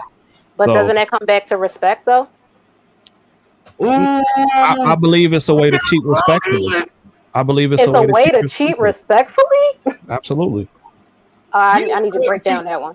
Hold up, it's a way to cheat. If you don't if you never know about it, let's CJ go. If you never know about it, if you don't bring home any kids, if you don't bring home any STDs, that's respectfully cheating. Now, I'm not saying you should do it. I'm not condoning cheating, but there is a way to do it if you're going to do it. So if your woman does it respectfully, is okay? Well, how would I know? She respected me enough. She respected me enough for me not to find out. Then how would I know? Wow. That's how women cheat. Is But respect. that's the reality though. And people say that women are better cheaters. It's not that you're better cheaters. It's just that most men don't care when they go out and cheat. You're not better cheaters. You're quiet. Dudes will go cheat with the chick next door. Just done with it or just don't care. So if she cheated on me and I never knew about it, she didn't bring me home no STD, no babies or nothing like that. How would I ever know? Now again, Have you ever heard of a woman's intuition though? That's bull crap. Really? Respectfully, that's BS. That's definitely not. Because if women had so much intuitions, they wouldn't be on a fifth child, but a fourth different dude. That's total BS. Now, I agree with that, but it's a matter of choice because a lot of women choose to ignore their intuition. Exactly. And then it turns out that they were exactly right after 5 kids later. Well, that's anybody can have intuition if you putting it like that. It's not that it's specifically to we women. all do. We all have so, intuition. We definitely do. But the way you framed the question was that women have this specific intuition that warns them of stuff that's happening. And that's why I said that's BS respectfully, because my female intuition, no, you just chose to ignore the latter of the two. And now you're a product of the streets. And that's just what it is. Wow. I believe in Hold on. Let's get Alex in here as well. Alex, cheating is understandable for men, but not so much for women. Okay, so I'm not we all agree that whenever men cheat, it's a physical thing, or they do it for whatever reasons. But whenever women do it, it's like an emotional reason, or they were already checked out in their marriage. Majority of the time. Okay, so then how is it understandable when men cheat, but not understandable when women cheat? If we kind of already established that they do it for emotional reasons, or they're checked out of the marriage. Like, what's the not understanding part? I guess that's what I'm trying to understand, if that makes sense. It's not that we don't understand. It's just society accepts it more when men do it versus when you do it. You get deemed a slut and all that kind of stuff. I wouldn't say so much of that. Like she was saying in the video, yes. I mean, what you're saying also applies, CJ. But men cheat purely physically, so it's not gonna destroy the family if a man steps out.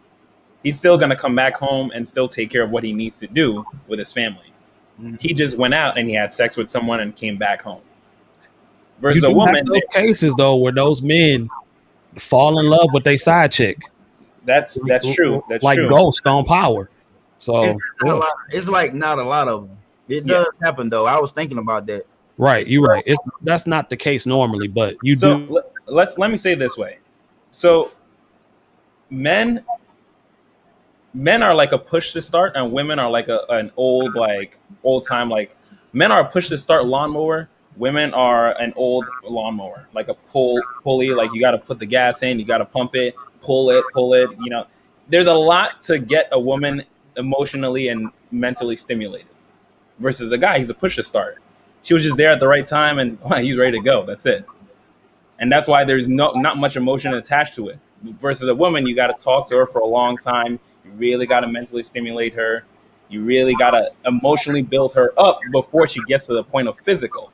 And that's why after all of that happens, and once it gets physical, I mean, she's pretty much detached from this person. Because now she don't want here's the thing.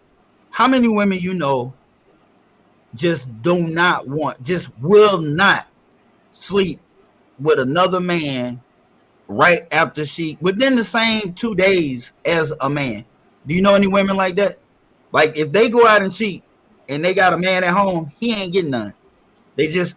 She ain't gonna give him none because she feel like she might be a slut. Dudes, that's different. He'll come back in, put a condom on. If you want some too, he gonna give you what you want. But most of the time, a woman, she not gonna do that. That's one of the ways you can tell when your girl step out on you. Because I think that's a case by case basis, to be honest, though. Yeah, I agree with CJ. If we go with the balance of probabilities, though. Yeah, most women are not gonna sleep with 2 dudes. Okay, they just ain't. Most women would like a fuck bucket if they did. It's a new day. No, for real, it really is. New. Yeah, I gotta agree with that one. It's a new, seriously, like these younger girls, they ready. They are ready. It's a new, and it's actually scary. Never has it been so easy. And this is another thing too. The numbers are not in y'all favor at all. You got so many women that's willing to do any and everything for nothing. For nothing. That is why the value of vagina is so low. Yeah. Because it's so much and willing to do any and everything for absolutely nothing. It's hard for y'all. The age is going away. I remember when I was going in my generation, bro, once you was over past a certain age, girls just wouldn't mess with you. You was considered nasty if you mess with a dude that's like 15, 16, 17, 20 years older. Not today. Them sugar babies are real. Well, they okay, let me ask you guys this, though. Wouldn't it make sense, though, if we're talking marriage, if we're not just talking hooking up, I mean, even hooking up as well, but if you're looking for marriage, wouldn't it make sense for someone 25 to marry someone 35? It makes sense. Perfect. They're going to get along better. That 10-year gap is the sweet spot. Perfect. It makes perfect sense to me because as a older man, you're established more and you look for a woman's youth. You know what I'm saying? You're looking for her womb and everything like that. Yep. Older women are harder to impress because they've seen so much. That's why typically successful older men don't date older women. They typically go for younger girls. You know what I'm saying? As a teenager, being in high school, you will see the girls get picked up by dudes in college. Now, that's pedophilia, but we didn't understand it then because, like, dang, why she? Because he had more. Most women are naturally hypergamous. They go for the best option. At 16, I wasn't the best option compared to somebody who's 35 and getting it. You know what I'm saying? 35 with money. So it makes perfect sense. Or even 21. Dude got a job probably. He go to school and he work. He got a car. You 16, you got access to a car. But what you gonna do? Ride around the block with her? If she want to give you something, you gonna go park in the car? You can't even get a hotel room. One second. I want to bring someone on up to the panel. M3, what's going on, bro?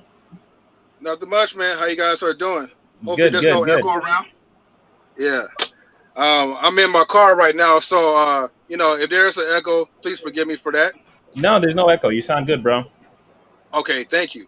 But I know me and King, we want to kind of chime in together, right? Because we want to talk more on the cheating conversation, why men cheat, and why, in some cases women, they shouldn't be cheating, but if they do, it just doesn't seem right.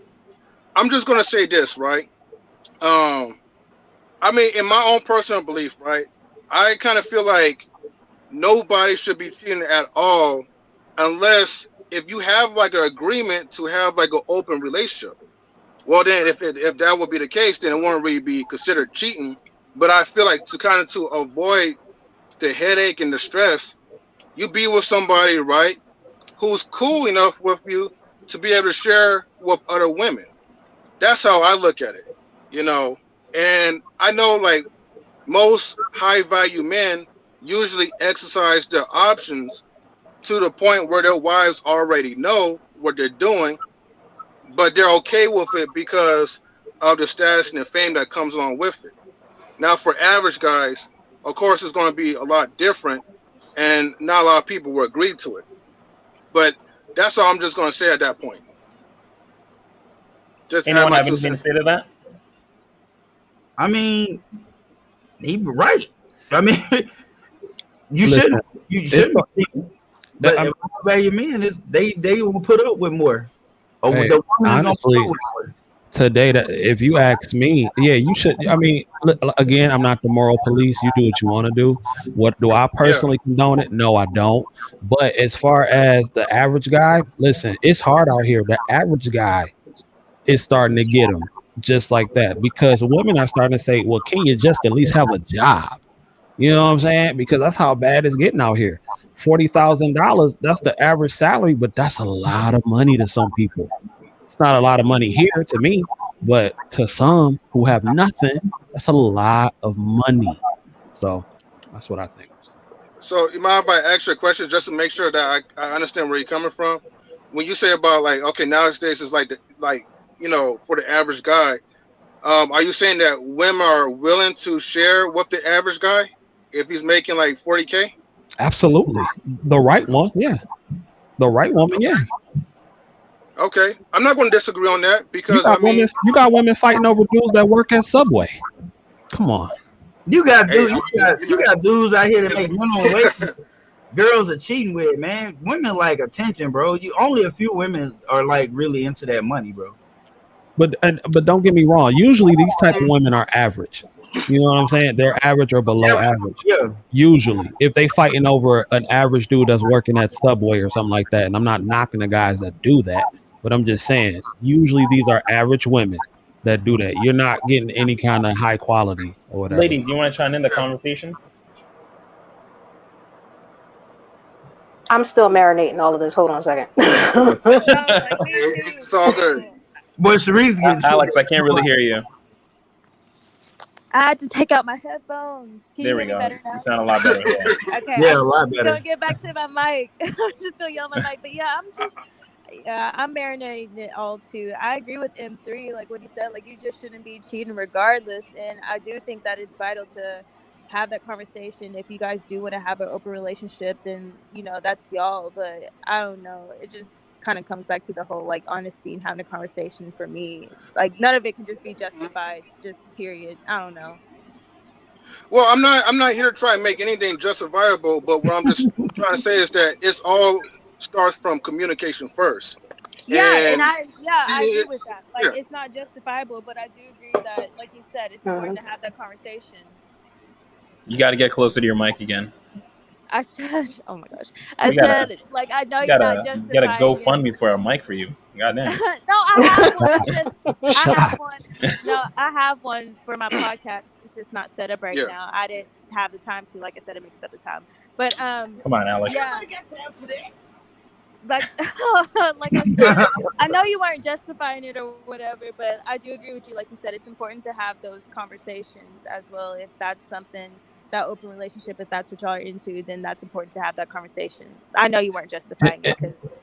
And then ladies got to know early what kind of man they want. If you want that lifestyle of being taken care of, if you want that man who does make over 6 figures or high 5 figures, if you want a man who's in shape and looks good, you have to realize this is a man that majority of women want. Are you willing to stay competitive for him? Are you willing to deal with the fact that he has a lot of options?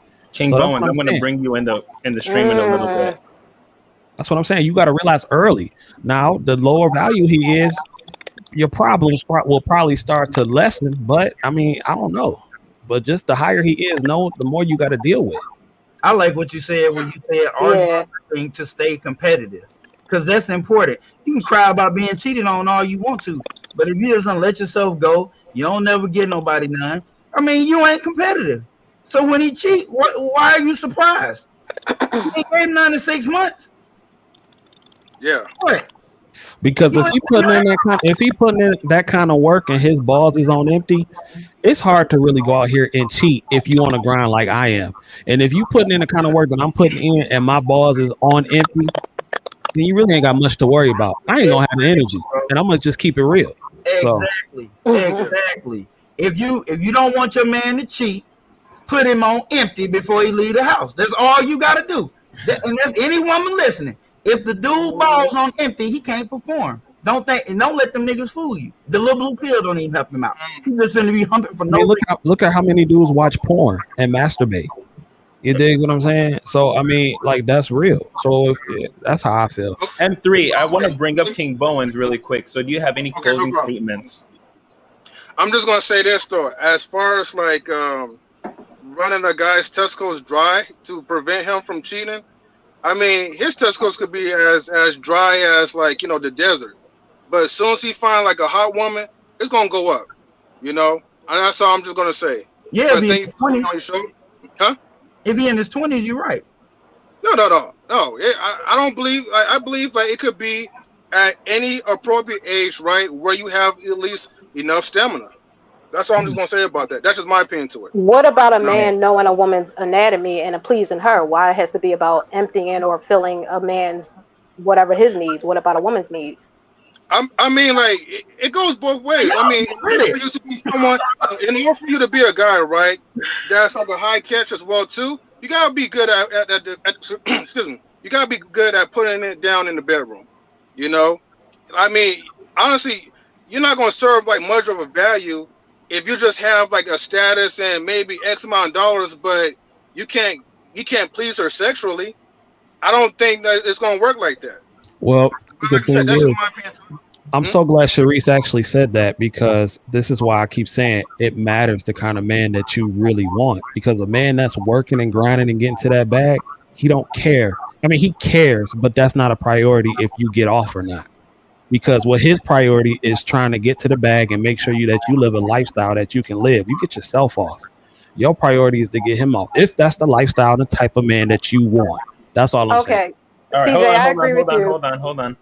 M3, one last closing statement, and also shout out your channel, because I'm going to bring up the other half of your channel in a little bit. Okay. Thank you. Well, I'm from Knowledge and Relationships on YouTube. If you guys feel free to check my channel out, please feel free to look me up and like and subscribe to my channel.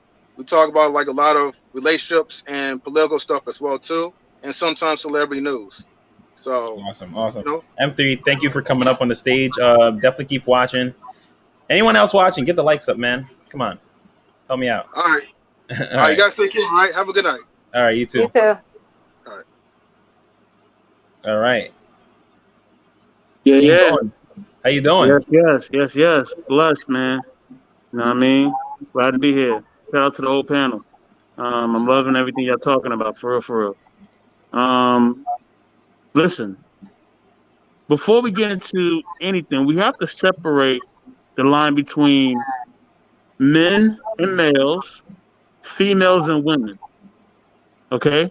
We have to separate all those lines. Okay? Because there's a difference. Not all males are men. Not all females are women. And we have to understand that. When we have that understanding and clarity, you know what I mean? Then we can get into why do people cheat and why do people do all these things.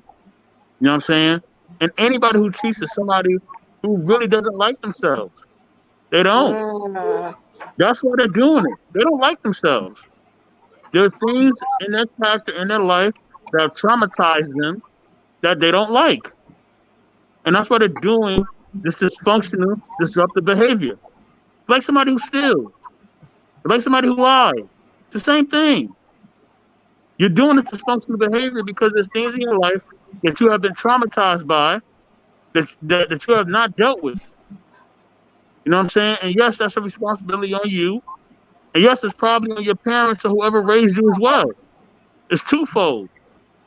And we got to deal with those issues first. The biggest issue within society is that we have a society of a lot of broken homes. Okay? You come from a society where broken homes are major. So we got to address that. So once we address the society that we're living in, it's a lot easier to dictate why things are happening. The traditional family hasn't been around for almost 40 years. Okay? So that traditional family stuff was a generation ago. So of course people's morals and standards and boundaries are different. Now we live in an era where you got to call somebody the color blue or them or they or whatever. We're living in a society now where, you know, people can marry anybody. And soon it's going to be where people can marry more than one person. That's coming down the pipeline. I hope you know that. You know what I'm saying? Extended families are going to happen. You know what I mean? So with all this going on, we have to understand and get in the psychology of why people do what they do. Cheating people are cheating because they don't like themselves. That's why they're doing this disruptive behavior. It's that simple. It's a fact. You know what I mean? And that's what it is. That's why. That's to me. That's all cap. That's all cap. That's all cap. Like that, and I don't do it. But I want to let CJ talk. Let CJ talk. That's all cap. And I don't do it. I don't go out here and cheat. But I'm not gonna sit up here and say people that cheat are broken. That's ridiculous. That's simply ridiculous. They're not broken. We as males are made to reproduce. That's what we do. And that's biologically. But why are what you we do. accepting that? That's Why are not you true. accepting that? No, though? it's not the That's fact not that true, we're bro. expecting. It's not the fact that we're expecting it. That's what we were put here to do. That is Yeah, but that's How do you know that? biology. That's we're also biology. here- we're One, also put here to honor and respect open a our women. biology book. Honor and respect ourselves. We're also put here to do that as well. People We're like to put here talk to do a about lot of people like to things. talk about the Bible and everything like that. There are so many characters in the Bible that have multiple women, multiple wives, concubines, all that stuff. Listen, This whole thing of And monogamy. that was wrong. And that was This wrong whole when they hold on, had hold on. But this whole thing of monogamy is a relatively new Western idea. So let's stop that now. Because if you go to Eastern cultures, they have multiple wives. You can have as many women as you can afford. So this whole traditional, that's person to person. But to say someone is broken and no, that's to me that's all cap. That's all it's cap. not all cap. It's not all cap. And I don't John, you want to cap. drop in none of I this? don't cap at all. You know how I feel about this. I'm with CJ. I don't cap at all.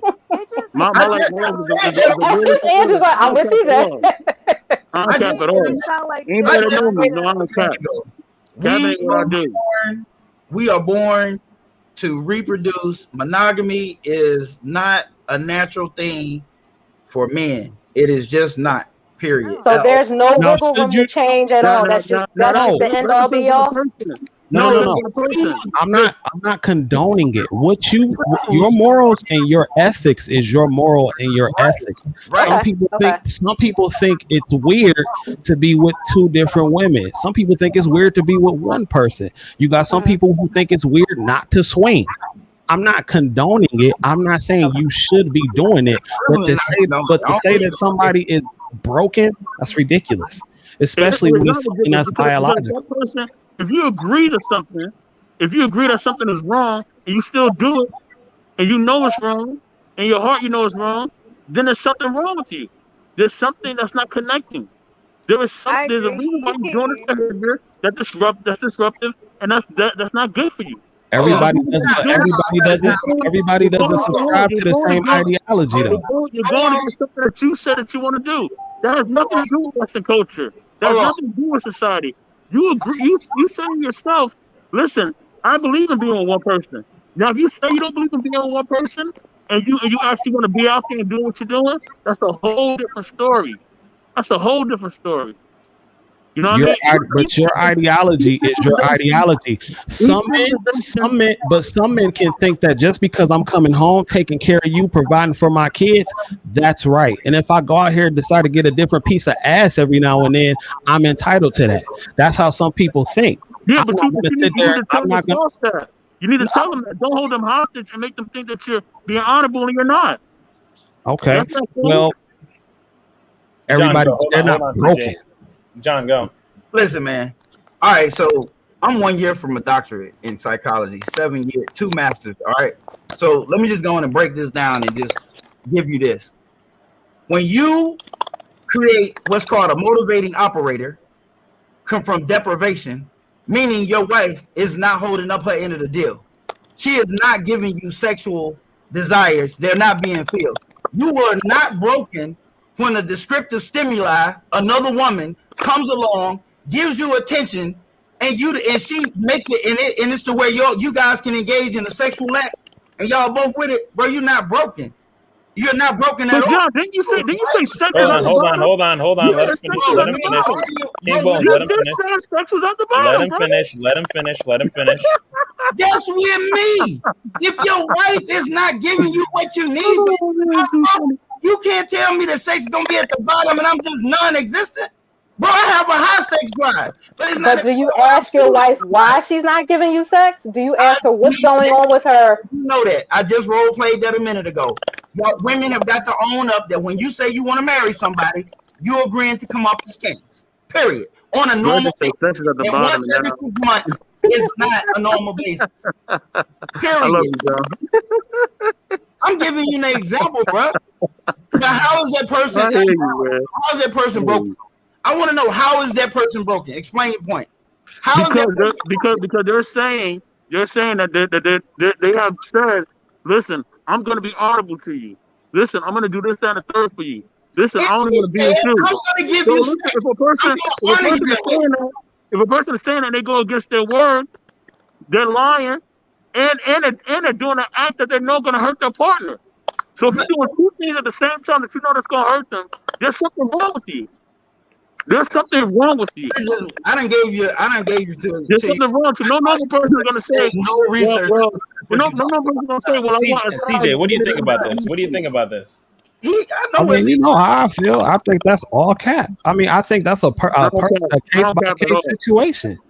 I mean, you sound like somebody that's been tweeted on. So and that's cool. That can happen to anybody. To the ladies to the panel. To the ladies to the panel. When you're marrying someone, when you're marrying a guy, if you suddenly stop giving him sex for a couple of months, is it understandable that he stepped out?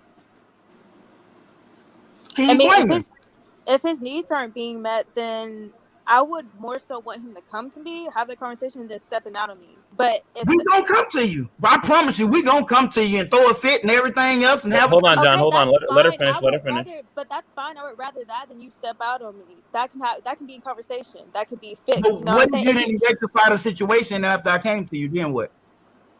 You still say then leave me. Then leave me. Like I missed what John said. I wouldn't want nobody to cheat on me. If the conversation was had and the problem was still not rectified, then what? Then leave me. But also, then go ahead and go. Yeah.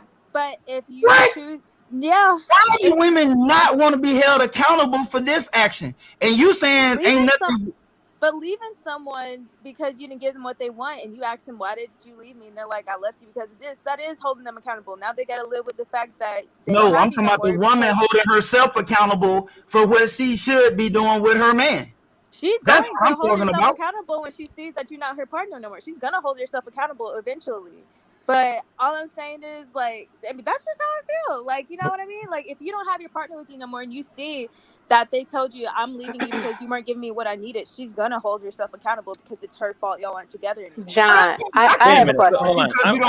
Question. Hold on. I can't do that. So, ladies, you're saying... That ain't a good enough reason. You're saying that if you're not giving him sex, he talks to you about it, you're still not giving him sex, you'd much rather have him divorce you as opposed to, give him sex? Come on, man. Think about what y'all saying, bro. That's no. I want to say my piece first before I agree to anything right now. Yeah, okay, Sharice, I want to hear you. I want to hear someone, please. My whole thing is clarity. Whether it's a woman that's checked out, that's not giving sex, or a man, what is the mental reason as to why they're not doing it? Have you had this conversation? Would you have this conversation first than to just say, she's not meeting my needs and I'm just out? It has to be a reason as to why she's not giving you sex. What is the reason? Okay. And we would explore that. But what I'm saying is this. What if it's been an inordinate amount of time, right? And just so happened today of all days, after all of this time, and we had our couple of conversations or whatever, there's this thing called temptation. And just because you're tempted does not mean you are broken. That is too much room there, because that means that only people who do that more people are expected to do everything right. And we know that's wrong. And if you're a Christian, definitely know it's wrong, because no one is perfect. So that means if you do anything wrong, you're broken. That's why I do want to bring this back to the men, and this is why I keep reiterating the fact that it is so important to choose wisely. This is why it's also important for the men to always be on top of their game. If you are somebody who's working to get the bag, if you staying in shape, if you keeping your body right, 9 times out of 10, that's not going to happen, because that woman is constantly on her toes, because she knows that her spot is always up for grabs. See, people that go with large sex droughts in relationships, usually it happens to low value men or men she doesn't deem as valuable, because a woman that knows her man's worth, they're going to do what they have to do to keep their man, because they know what it's like out here, and they know that the competition is fierce and they don't want to lose them. And that's why I put that back on the dudes. You have to be the absolute best version of yourself. I don't necessarily condone cheating. What you do is your business. But be the best version of yourself. But if a person does cheat, that doesn't necessarily mean they're broken. They could be, but it doesn't automatically mean that. That's my point. But fellas, stay on your game. And that is going to be Ladies lessened. too. Yeah, ladies too. Absolutely. I feel like you got to be there. Emotionally stimulated, because emotionally stimulated is extremely important for a woman. Like, she's got to matter. If you don't make her feel like she matters. You can be getting money, you can be the finest thing in the room. I promise you, she would cheat. She will leave. She will check out. Let her feel like she don't matter. She don't care about the money. She matter. Now you made a good point there. You made a good point there. After a certain point, you still got to hit at least a decent amount of money. A whole damn bunch of them. It's women with broke men that stay and get their ass beat. So, because they don't know their worth and they don't know their value. And this is something that I try to teach on my channel, is to know your worth, know who you are, and own yourself. Love yourself first. How are you going to love anybody else if you don't love yourself? If you don't know yourself, if you don't know your self-value and your self-worth, how are you going to love anybody else or take care of them? I definitely agree with you, but the fear of being alone is very real. It's real for a lot of women. And that's something that needs to be broken. It is very real, because a lot of women don't know how to be by themselves. They will put up with anything, and a lot of men know that and will take advantage of that. I'm not saying this right. I wouldn't say a lot of men know that. I wouldn't say a lot of men know that. You wouldn't? I think so. Yeah, I wouldn't say a lot of men know that, because there's a lot of guys out here that they're absolutely nothing. Say that again. There's a lot of men out there don't know one thing about women. Yes. Yeah. True. A lot of men do not understand women at all. Like a good majority of men do not understand women.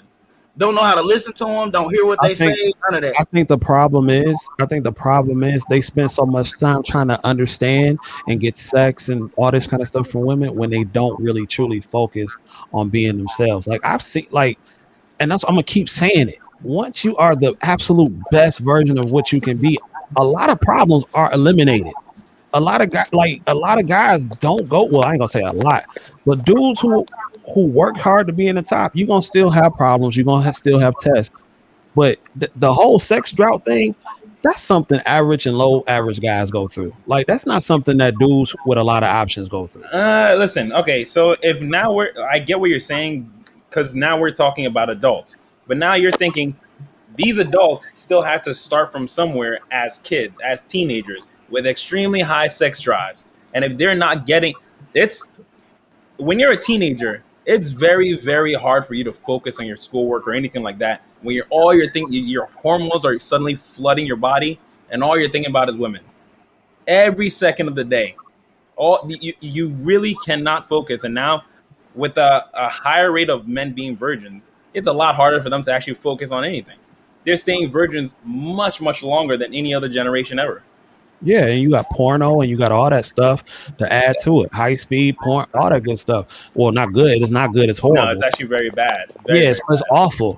But yeah, I mean, I don't know. At a young age, my pops taught me about child support, all that good stuff. You also got to realize we grew up in a different generation, though. Yeah. At our younger age, the internet wasn't as prevalent. You 100% right on that. Yeah. TK, I'm gonna make one last comment. And I gotta roll. Yeah, no problem. You know, as I always say, for men. One more thing, though. Good to have you on here. Show your face more, bro. Come on, man. The camera loves you. The camera loves you, bro. My profile picture is cool too. But thank you, I appreciate it. You gotta hide the camera. but yeah, it's about being your best self. Is you, for men and women both. Being your best self is basically being confident in who you are, being confident and loving who you are. You know what I mean? I done been in the best shape of my life. I done been skinny. I done been fat and sloppy. I done been muscular like I am now. I done been all three. You know what I'm saying? And in all three, I always maintain my confidence and my love for myself, because that's what I was taught. I was taught to dress. Where does confidence come from? Where does it come from? I'm telling you, I'm breaking it down. I was taught to be confident in myself. I was taught to do certain things. I was taught to iron my clothes. I was taught to shower. I was taught to read. I was taught to do different things, examine things, learn things. You know what I mean? Do things that I love to do that helps me to be more confident, work out, all these different things. Go to places that I like to go.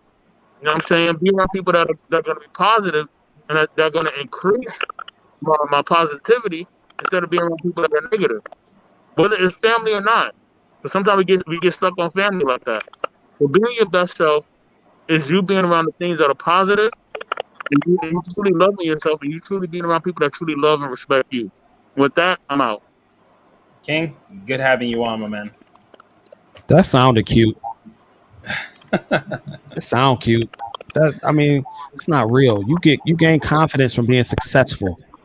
And the constant actions of being successful, that's what grows confidence. You're not born confident. It doesn't happen like that. You get confidence from being successful at things. I would say I would change the word to gaining accomplishments. Men gain a lot of satisfaction from gaining accomplishments. Accomplishments meaning like we lose weight in the gym, we hit our new PR, we are able to take care of our girlfriend, we're able to buy a house, we're able to hit that. We gain very much satisfaction from that next accomplishment that we're able to hit. Yes. So like materialistic things, physical things, or what's that? People, you gain confidence from acceptance. That's what you gain confidence. If you accept who you are, no matter what you look like. Man, I know some butt, fat, ugly dudes, confident as hell, and will go up and talk and spit game to a dime piece. And mess around. Nobody's denying that, but I'm just saying you have to be successful. From you accepting. Yeah, success breeds confidence. It does. Having being with beautiful women, that's gonna breed confidence. When you can keep repeating these actions, that breeds confidence. He said, regardless of how you look. Accomplishments breed false senses of confidence. What? Pseudo confidence. No, because everything that you said, like getting beautiful girls, like that's physical things, buying a house, materialistic things. I agree with what Black Wall Street said. Accepting yourself. I do too. Be confident and comfortable in yourself, then you feel like you can conquer. That's cool. Anything. Okay, cool. So if you accepted yourself and you failed at every single thing you've ever done, you think you're going to be confident? You can accept it all you want, but if you failed at every single thing you've ever done in life, how confident are you going to be? You're not gonna fail at. You're not gonna be less. I mean, no. But I'm asking you, if you failed at everything you've done for the last 2 years, how confident are you gonna actually be? Yes, I accept myself. That's gonna happen. You know what I mean? At the end of the day, you gotta accept that you're gonna. But are you gonna be confident though? If you are in constant failure, are you going to be confident? Yeah. That's where the confidence comes from, is accepting that I'm going to have a failure, but I'm going to get back up and try again. You really It's called growth. It's called growth. Do you know how many people? So you saying constant failure breeds confidence? Is that what you're saying? Yeah, because you're not going to fail all the time. There's no way in hell you're going to fail all the time. Yeah, exactly. That's what I'm saying. Nobody fails. I mean, even if you got with failure comes lessons. When you can learn that, hey, I failed at this, let me try again, or let me try something else. Then you can be confident and accept yourself that maybe this just isn't cut out for me, but I will succeed at something. You're not. We're all perfectly imperfect. So you don't. So you think winning and accomplishing goals does not breed confidence? That's a false sense of confidence. No, because I've accomplished a lot in like my journalism career, and still there's times where like before I go on, I'm still not confident in my work. I'm not confident whenever I write this piece or whenever I'm speaking on the news or whatever like that. Like accomplishments don't do anything if you're not like accepting of yourself and the mistakes that you make. So flip tone. I know dudes. All right, so you are an accomplished journalist, right? Mm-hmm. But she's not confident. So why bring that up then if you wasn't confident nor proud of that? She didn't say she was proud of it. Yeah, I didn't say I wasn't proud of it, but she's just not confident. No, I'm asking why bring it up if you wasn't proud of it? Because I'm showing you, just because I make all of these accomplishments doesn't mean that I'm going to be confident in my work 24/7 or confident in myself. Just because I accomplished or got this award doesn't mean that like I'm confident within myself. But because you have been successful at that, you have some confidence in your ability as a journalist, right? Say that one more time. Because you have accomplished the things that you have in journalism, you do have some confidence in your ability as a journalist, right? Because if you Sometimes failed, fun. if every review you've ever gotten was trash, and all your teachers failed you, you would not bring up the fact that you were a journalist. But if I was proud of my work, then that's all that matters to me. People can think Yeah. that it's trash, but if I think that I did a good job and I put my heart and soul into it, then I'm proud of it. I don't care what everyone else thinks. How many That's artists just have how I went view it. through trying to get seen or get heard with their music and stuff, and they failed time and time again before somebody actually heard them, but because they just kept going, they had confidence in themselves. Exactly. Like I understand. I'll give you that. No, I'll give you that. Fair enough. I understand Because art is subjective. Art is very subjective because what your definition of success may be, may not be. But if you set a particular goal in life and you constantly fail at those goals, you're not going to gain confidence. You're going to steadily lose confidence. But the more you achieve your personal goals and achieve your personal success, the more confident you will become, no matter what those goals are. Or you could use those failures to try harder.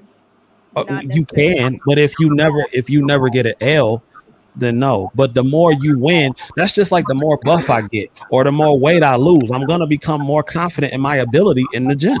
Like that's human nature. But Yeah, but that's just in the gym. But what about confidence overall? It don't in matter. yourself. Like not you have your confidence in different things throughout what you do. Like for an example, if I worked on the bomb squad, if I've never had experience working on a bomb squad, I'm not gonna be confident in my ability to do it because I've never done it. But you have to learn to do it. Exactly. But what I'm saying is that accomplishments, that's what we were trying to make that point. The more I become accomplished in that field is the more I'll grow to be competent and confident. If I just walked into the bomb squad tomorrow and said, hey, I can disarm this bomb and whatever I need to do, I'm not going to be confident because I don't know what I'm doing. Okay, now here's something going to bring you full circle. If they told you, CJ, or there's a bomb counting down and for whatever, you have to, they want you to try to disarm this bomb. You're gonna have to accept that you don't know how to do that, right or wrong. Right. If you join the bomb squad and they wanted you to test out, you would have to accept that you don't know what you're doing just yet, right? But through knowledge and gaining understanding, what if you still, after having that, what if you still did not know how to defuse this bomb? Then I wouldn't be as confident.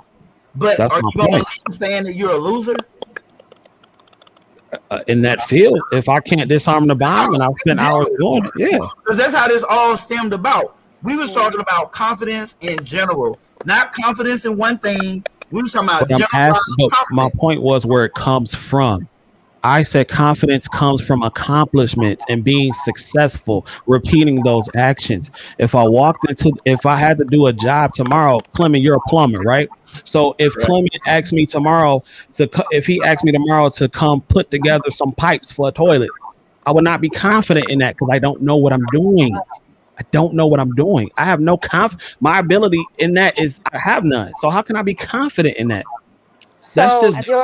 So materialistic things sets the premise for who you are, or whether that's the level of whether you're confident or not.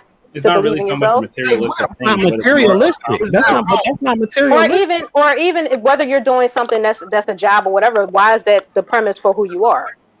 It's not the premise. I'm speaking confident, my ability to do it, right?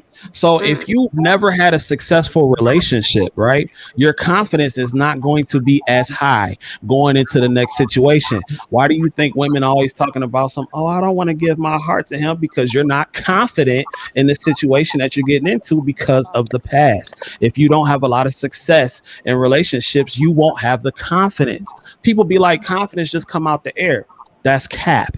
You need to be successful in order to gain confidence in whatever area or arena that you are in. That's the truth. What he's saying is not wrong. What he's saying is right. But generalizing it, you can't do that. Generally speaking, not specifically, because you're speaking specifically, and you're absolutely right. I think that's actually very general. Really, you think so? I think that's very general. I think that's pretty general. John, if I don't know nothing about trading, right? How could I go and have a conversation with you about trading? If I said, you know what, I'm finna school John on trading and I know nothing about trading, why should I be confident in my ability to do that when I know that I know absolutely nothing? It's a difference between confidence and false confidence. Okay, hold on. Let me. Okay. Sorry, CJ. So you guys were pretty much on the same idea that this cannot happen until you have self-confidence, right? You're confident in yourself. Yeah, you gotta. How does that happen? Because you have to accept who you are. You have to go on a kind of a journey and see that journey through to actually accept yourself, though. Yeah. You have to finish that journey. That's the first accomplishment that you've made.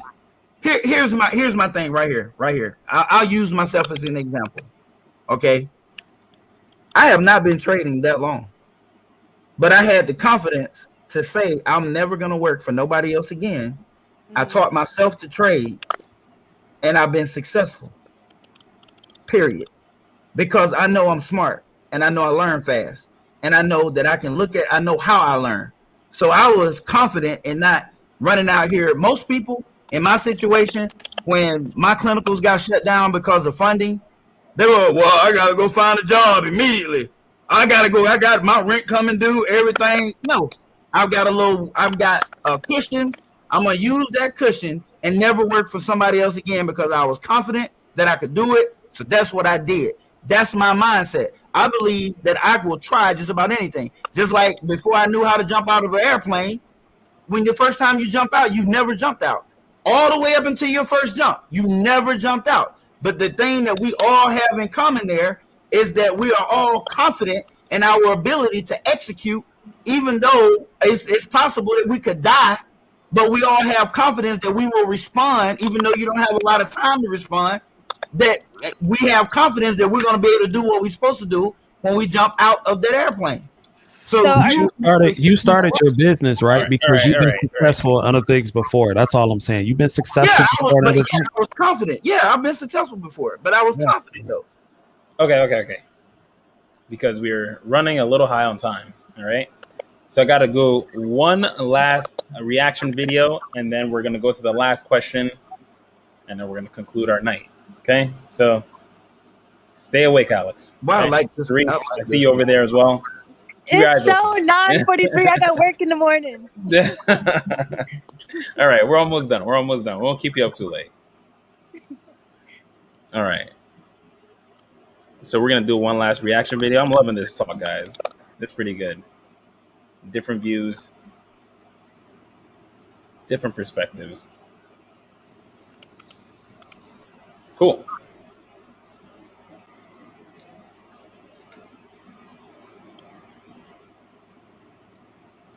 He really fit the bill. Yeah. Bill. White collar college grad. Loves dogs, likes funny movies. 6'1", brown hair, kind eyes. Works in finance, but is outdoorsy, on the weekends. I always imagined he'd have a single syllable name like Matt or John or Dave. In a perfect world, he drives a 4Runner, and the only thing he loves more than me is his golden lab. Hopefully some hair on his head. But I mean, even that's not a deal breaker these days. A nice smile. Yeah, nice smile. My smile just might do it. Wow, that was depressing.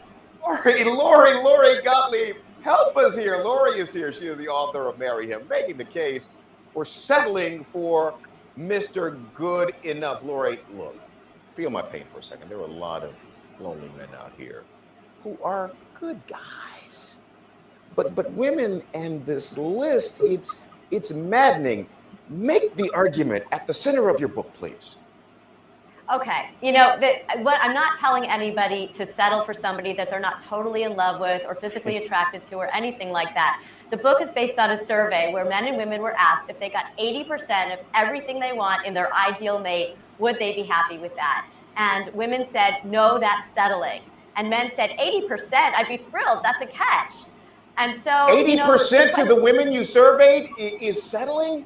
That's settling because, you know, the question is, what actually makes us happy in long-term romantic love? And, you know, that's the question that I explore in the book. And I'm a journalist, so I went out and I asked neurobiologists about chemistry, and I asked behavioral economists about demographics, and I asked marital researchers and divorce What did they say? lawyers. What did they say? What did they say? And, you know, the thing is, we're too picky about the things that don't matter at all for long-term romantic happiness, but we're not picky enough about the things that actually do matter. Okay, so break that out for me.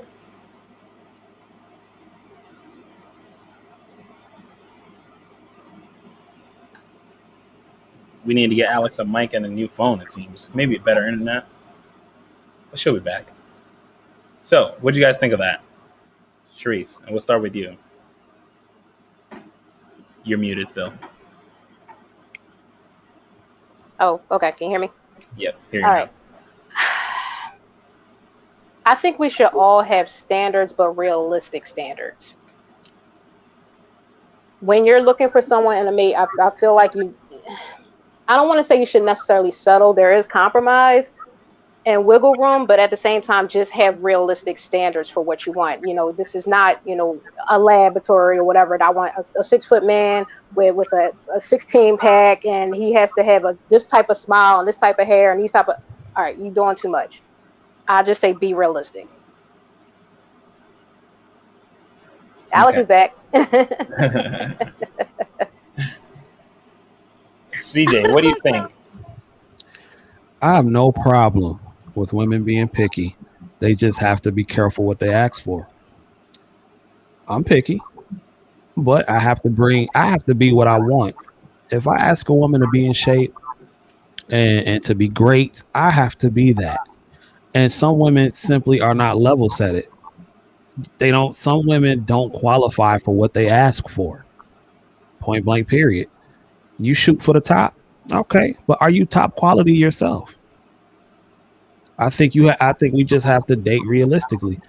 If I got a lot of money, 9 times out of 10, I can get what I want. If I look good, 9 times out of 10, I can get what I want.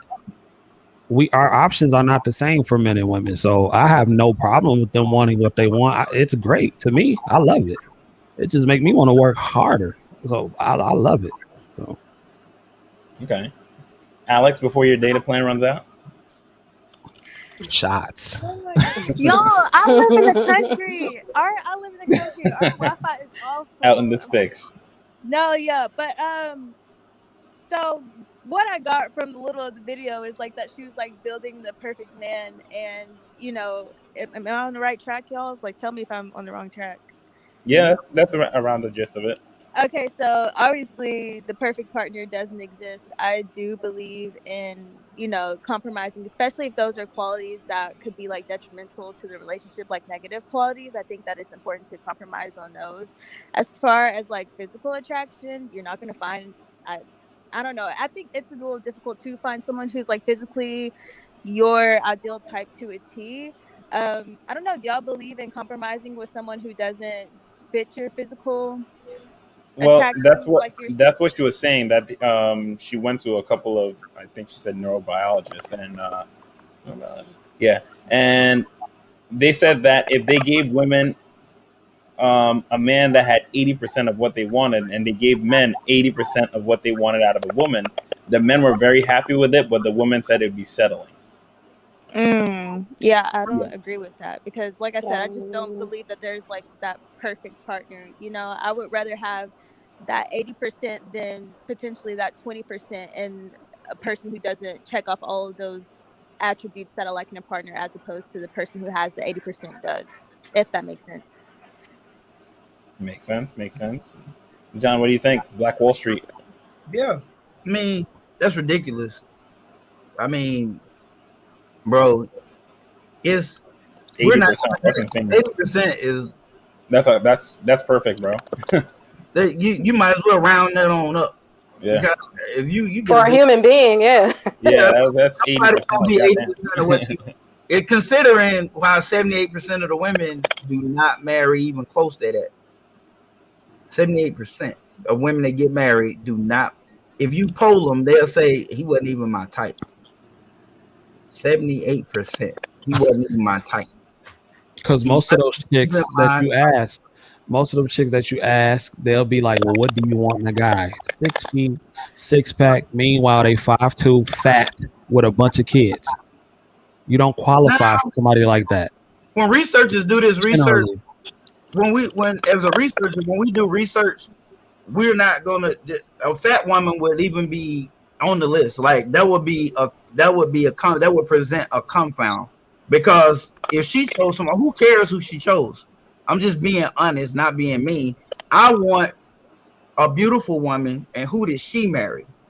That's what I want to know. These are the women I would give the survey to. Like there's a qualification under sample of what they have to meet the qualifications of my sample for my sample to be legit and not have limitations in the research. Having fat women on there, that will give you limitations in the research. So nobody's going to do that. They're going to choose women who men want to marry, like will go after. And a lot of these beautiful women, they just settle. Look at Seal's wife. She was a supermodel. Seal looks like a goat. He's completely ugly. I mean, he's ugly. He can sing, but he is super I ugly. can't with John. To you. I mean, he looks like He's ugly to you. bro. He's ugly. Okay.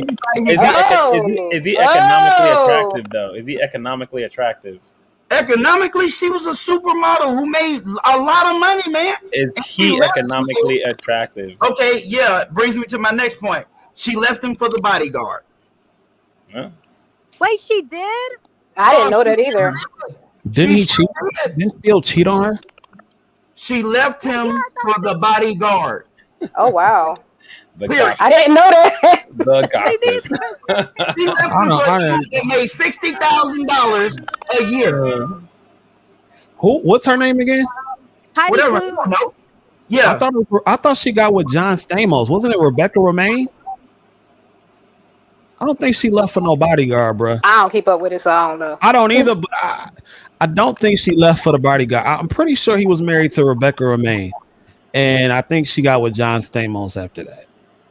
No, he was married to Heidi Klum. I know that. Oh, Heidi Klum. Okay, all right. Well, I was mistaken. Okay. That was gossip. You can't step in her territory, man. Come on. Okay. No, because I remember my first time seeing Sil, I was just intrigued. That's the best word I could say. Okay. So, Oh. last question. Okay. We say high standards when we don't know what we want in a partner.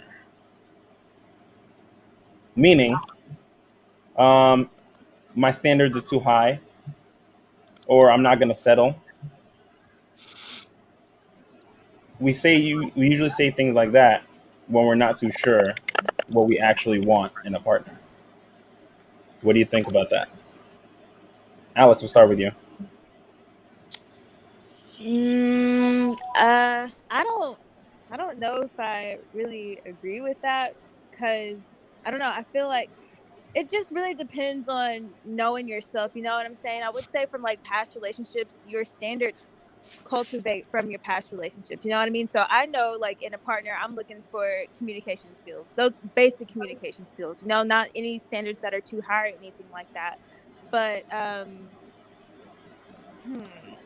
you're saying that I think that having those standards,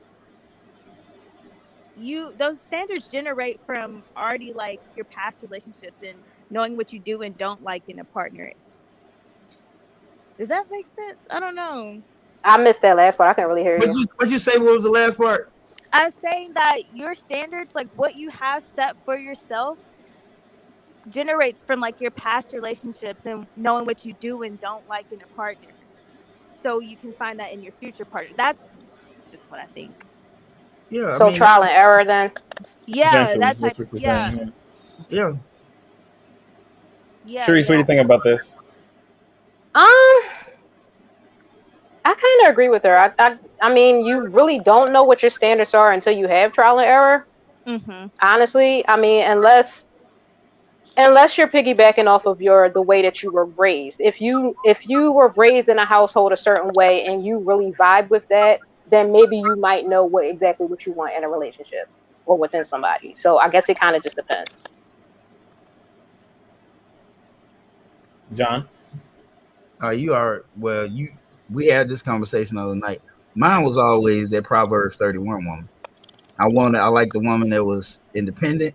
I like the woman who was going to bring honor to my name. I like the woman who I don't have to spoil her, but typically when you don't have to, meaning they're not requiring it, that's when they get spoiled. That's the kind of woman that I like. I like the woman who was frugal. She knew how to save money. I like a woman who we can gel together. I don't like having everything alike. You know what I'm saying? Like, there's fine to be compatible, but then I like for her to be complementary. You know what I'm saying? Like, there's areas where she's better than me at, and there's areas where I'm better than her. And then that's when the whole submit one to another makes sense. Because when you're better, she submits and follows you and helps you and have your back. And when she's better, you submit and follow her and let her teach you. And that's how y'all learn. And eventually, he's just as good as she was or something. Or she just as good as you. And then you can let her handle it by herself. Be like, you know how to do it. I showed you this many times. You're right. I got it. And same vice versa. And now you got more of a teamwork going on than anything else, and a more agreeable relationship. But going back to the question, what do you think about, saying high standards? Do you think that you say that when you don't know what you want in a partner? Like, nah, you gotta. I'm with you on that, bro. You gotta have some. Well, it depends on what age. I'm speaking from my age now. When I was your age, I was trying to kill everybody. Like, I was trying to hit. It was all about sex. I mean, did you know what you want then, though? Hell no. I knew I always wanted that kind of woman, but I knew I was ready to be. I wanted to be a slut. I wanted to be a good man. So I need to get all this curiosity as much as I could. I think standards. I'm being honest, bro. Like, I can't say this damn woman ain't never been with him. Like, I gotta have her. I think standards come from multiple things and multiple situations. I agree with Sharice when she said it can come from how you were raised, but I also think it depends on where you are in life at the current moment. How you felt 5 years prior may not be your standard today. Some women, when they were 21 years old, they may have wanted a baller. They may have wanted a guy with 6 figures. That was a standard. But as they gotten older, it's not so much a standard because the pickings are slim. You know what I'm saying? I think your standards change as you start to evolve or grow. 18-year-old CJ may not require as much as 30-year-old CJ because I'm more valuable now. I work harder. I know my worth now. I know, so my standards can change. So like I said, it comes from a variety of things. And people say expectations, you should change them. Well, it's relatively the same thing. You know what I'm saying? Because you expect a certain thing from those standards. Now, if you are not level set it, and I do believe in rankings and level setting, if you are not level set it, there's certain things you can have them, but the chances of getting those certain standards probably not that likely. You know what I'm saying? If I'm broke and I'm out of shape and everything like that, I can't ask for a woman with a 10 body. I mean, I could. It's a possibility to get it, but how am I going to ask for that when? Right? How am I gonna ask for that when I don't qualify really to have it? You know what I'm saying? And I can't bring that to the table. I can't support a woman. I don't look as good as I could be. So how can I ask for that? Now it's a possibility. Anything's possible, but you just gotta be realistic. Go ask for it. That's all you gotta do. It goes back to your confidence and accepting who you are. Go ask for it. You can ask what you want. That doesn't mean you're gonna get it. Unless she loves you for who you are. Maybe she's looking for the type of man that you are. Yeah, but that's rare. Because because we have this whole idea that being good is just good enough. A lot of people have that idea that being good is good enough. Is you can just be a good person. Well, just being good doesn't mean your bills are gonna get paid. Competing, you have to go out here and be competitive. You have to go out here and try to be the best. Being good just isn't good enough. There's plenty of nice guys out there that I'm sure y'all wouldn't give the time of day. Oh no, we ain't gonna talk about nice guys. I will agree. No, I'm just saying. I'm sure he's a nice, good person, but being good And being nice simply isn't just good enough. So that's all I'm saying. These girls, every time you say it, none of them, they just don't agree with it. And the ones on the podcast didn't agree with it. CJ, what do you think about? They don't, bro. What about a balance between the two? You don't have to agree, but what about a balance between the two, though? You said what? What about a balance between the two? Between what two? As far as being good and willing to grow and being, what were you saying? Just being about the game and going for what you want. Well, what about a balance between the two? Well, you can still be a good person, but what I'm saying is that's not enough. I'm never saying not to be a good person, but being a good person just isn't it. Because you got to have some sort of tenacity. You got to have hunger. You got to have work ethic. I agree with you there. I agree with you there. Just that's good. It's not enough. Good people. But that's when growth comes into play. I feel like if you both want to strive and want to grow together to build that relationship, I agree with that there. Yeah, you think people want to grow together nowadays, though? No. No. They don't have no stand. They don't have no standards for themselves. They don't have no self-worth for themselves. Now, look at that divorce rate. CJ will understand me when I say this. Okay, women, if you think for 1 minute I've established myself making deep six figures and you can just jump in and you locked in, you crazy as a donut. You gotta constantly compete. Yeah. Because I got what a majority of the women want. You are the minority in this. Like, you gotta be in your absolute A game. And I might not let you know. You might just have to see what I'm bringing to the table by visually looking from afar. I just wanted to ask the ladies a question. As an example, right? Sharif, Alex, I'm a good man. You dating me. I'm a good man. You know what I'm saying? But I don't work that much. You know what I'm saying? I kind of take care of my appearance. You know, I kind of go to the barbershop or whatever. But I'm still a good guy. You know, I want to see you do well. Is that good enough? But I just do the bare minimum. No, I want growth, and I want you to drive, and I want you to strive for what I want us both to grow. I want us both to move forward. I want us both to have the drive to do different things. That's why I said, having the balance between the two. Right. Yes, I want you to be a good person. That's why I said I agree with you. Be a good person, but also be willing to grow and not want to be stagnant. It's not good enough. Right. That's what I'm saying. Being good ain't good enough. Yeah. But let me ask you this: how in the hell do convicts get so many women? Okay, I get what you're saying. Do they keep them though? Hell yeah, they keep them. They keep them. How do those women actually turn out? I don't know how they turn out, but I'm just telling you what happens. Then they these are low value traumatized and what's wrong with a guy? So what's wrong with a guy actually wanting to improve himself to make himself the best, so that any woman that comes in his life, he can supply and give her the best? Is that a bad thing? No, of course that's not a bad thing. Anytime you're trying to grow, you need a growth mindset. A woman needs a growth mindset, and she needs a man who's willing to empower that. She needs a man who's willing to see that she has a growth mindset and not have an insecurity and push that. And get any woman so the insecurity women are the ones that actually get with those convicts then. Right, yeah, they hood rats. Who cares what a hood rat thinks? No, sir. These are women with money, top high value, buddy. Just because you got money don't mean you ain't a hood rat.